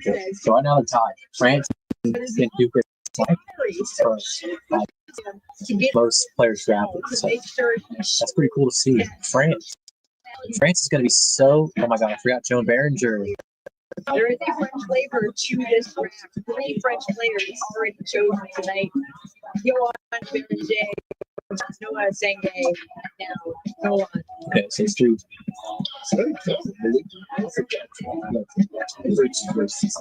France is going to be so good in the Olympics. Next over, led by Wendy. He's so scary playing. Tonight, you can see their draft headquarters here at their training. Hey, USA, they come through. They're not smart with who they bring. And again, 5 first-round picks and playing. They might get beat. And they should be excited about Traore's 6'8" wingspan. He's got a low dribble.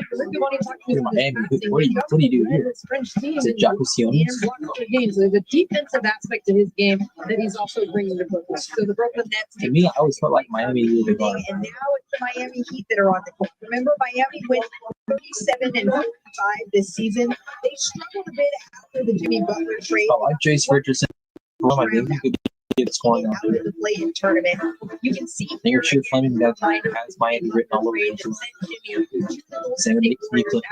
A sort of a back and forth of whether or not Jimmy Butler wanted to stay in Miami or I can see what Drake Powell too. There, he said he needed to find his basketball joy, and it didn't lie in Miami anymore. I think Danny Wolf would be a very interesting fit. Sort of promoted as maybe a potential for Miami. How should they approach not only this pick but also this summer? Well, it's if you look at the past couple they didn't pursue Damian. Place is so unique. Right? They passed on it's like a gym. He's a kind of available. But then now you look at Kevin Durant, they don't get that done. You move on to Jimmy Butler, and it's like, yeah, if you're a team that we respect your coaches and you talk about your rings, but you're not making it about rings too. Because if you were, you'd be making more. They see them need to go and get a big star here in order to be able to really compete in an Eastern Conference that we saw that the defending Eastern champs are now going to be significantly here. Yeah, but they also continue to test us, and they've done that. It's served them really well. I mean, the best available player, I think, is Nathan Miller of Georgia. But you can see him going with like one of the players that I think is really interesting is Chancellor Giacchino of Illinois because of his ability to operate pick and roll, the business he has as a passer. But another guy I would look at is Sheer Fleming of St. Joseph. Another 3 guy with the length and athleticism, can knock down a perimeter shot. Like you're seeing 3 and D guys that. All right. 2 of them that we talked about. We're gonna wait for this Miami pick, and then I'm gonna call it. They could be looking at this evening, but we know that they have an entire summer ahead of them for more. They're planning to bring in our senior designer, Sean Sharanya. Sean, what can you tell us about what Miami is looking toward this offseason, and even starting with tonight?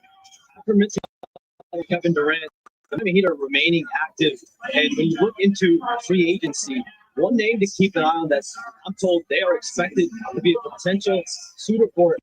Is Warriors restricted free agent Jonathan Kuminga. And the Warriors are comfortable potentially bringing. They're going with Jacquesinas from Illinois.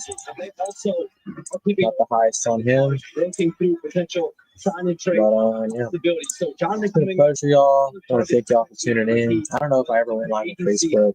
It's okay, I didn't, but Interesting. All right. We'll certainly going to be doing more content like this more. So be on the lookout for that. Definitely going to be active on TikTok. I think there's a lot of untapped potential over there. I could really thrive over there with the short videos and just give y'all insight, player profiles and stuff. So expect some draft grades to be out soon. Some winners for sure. I think there's 3 winners in this round 1 so far. San Antonio gets an A+ out of me. Love San Antonio's draft. New Orleans was a really good draft with Derek Queen and Jeremiah. And last winner I have is Utah with Ace Bailey and Walter Clayton. And they also have another pick at 21. So we'll see who they select. Yeah, Miami just selected Jacquesinas. So, yeah, it's been a pleasure, y'all. Thank y'all for tuning in. I'll catch y'all, man. I appreciate y'all. Y'all show some love. Follow my accounts. And, yeah, always down to talk hoops. With the 20th pick in the 2025 NBA draft, the Miami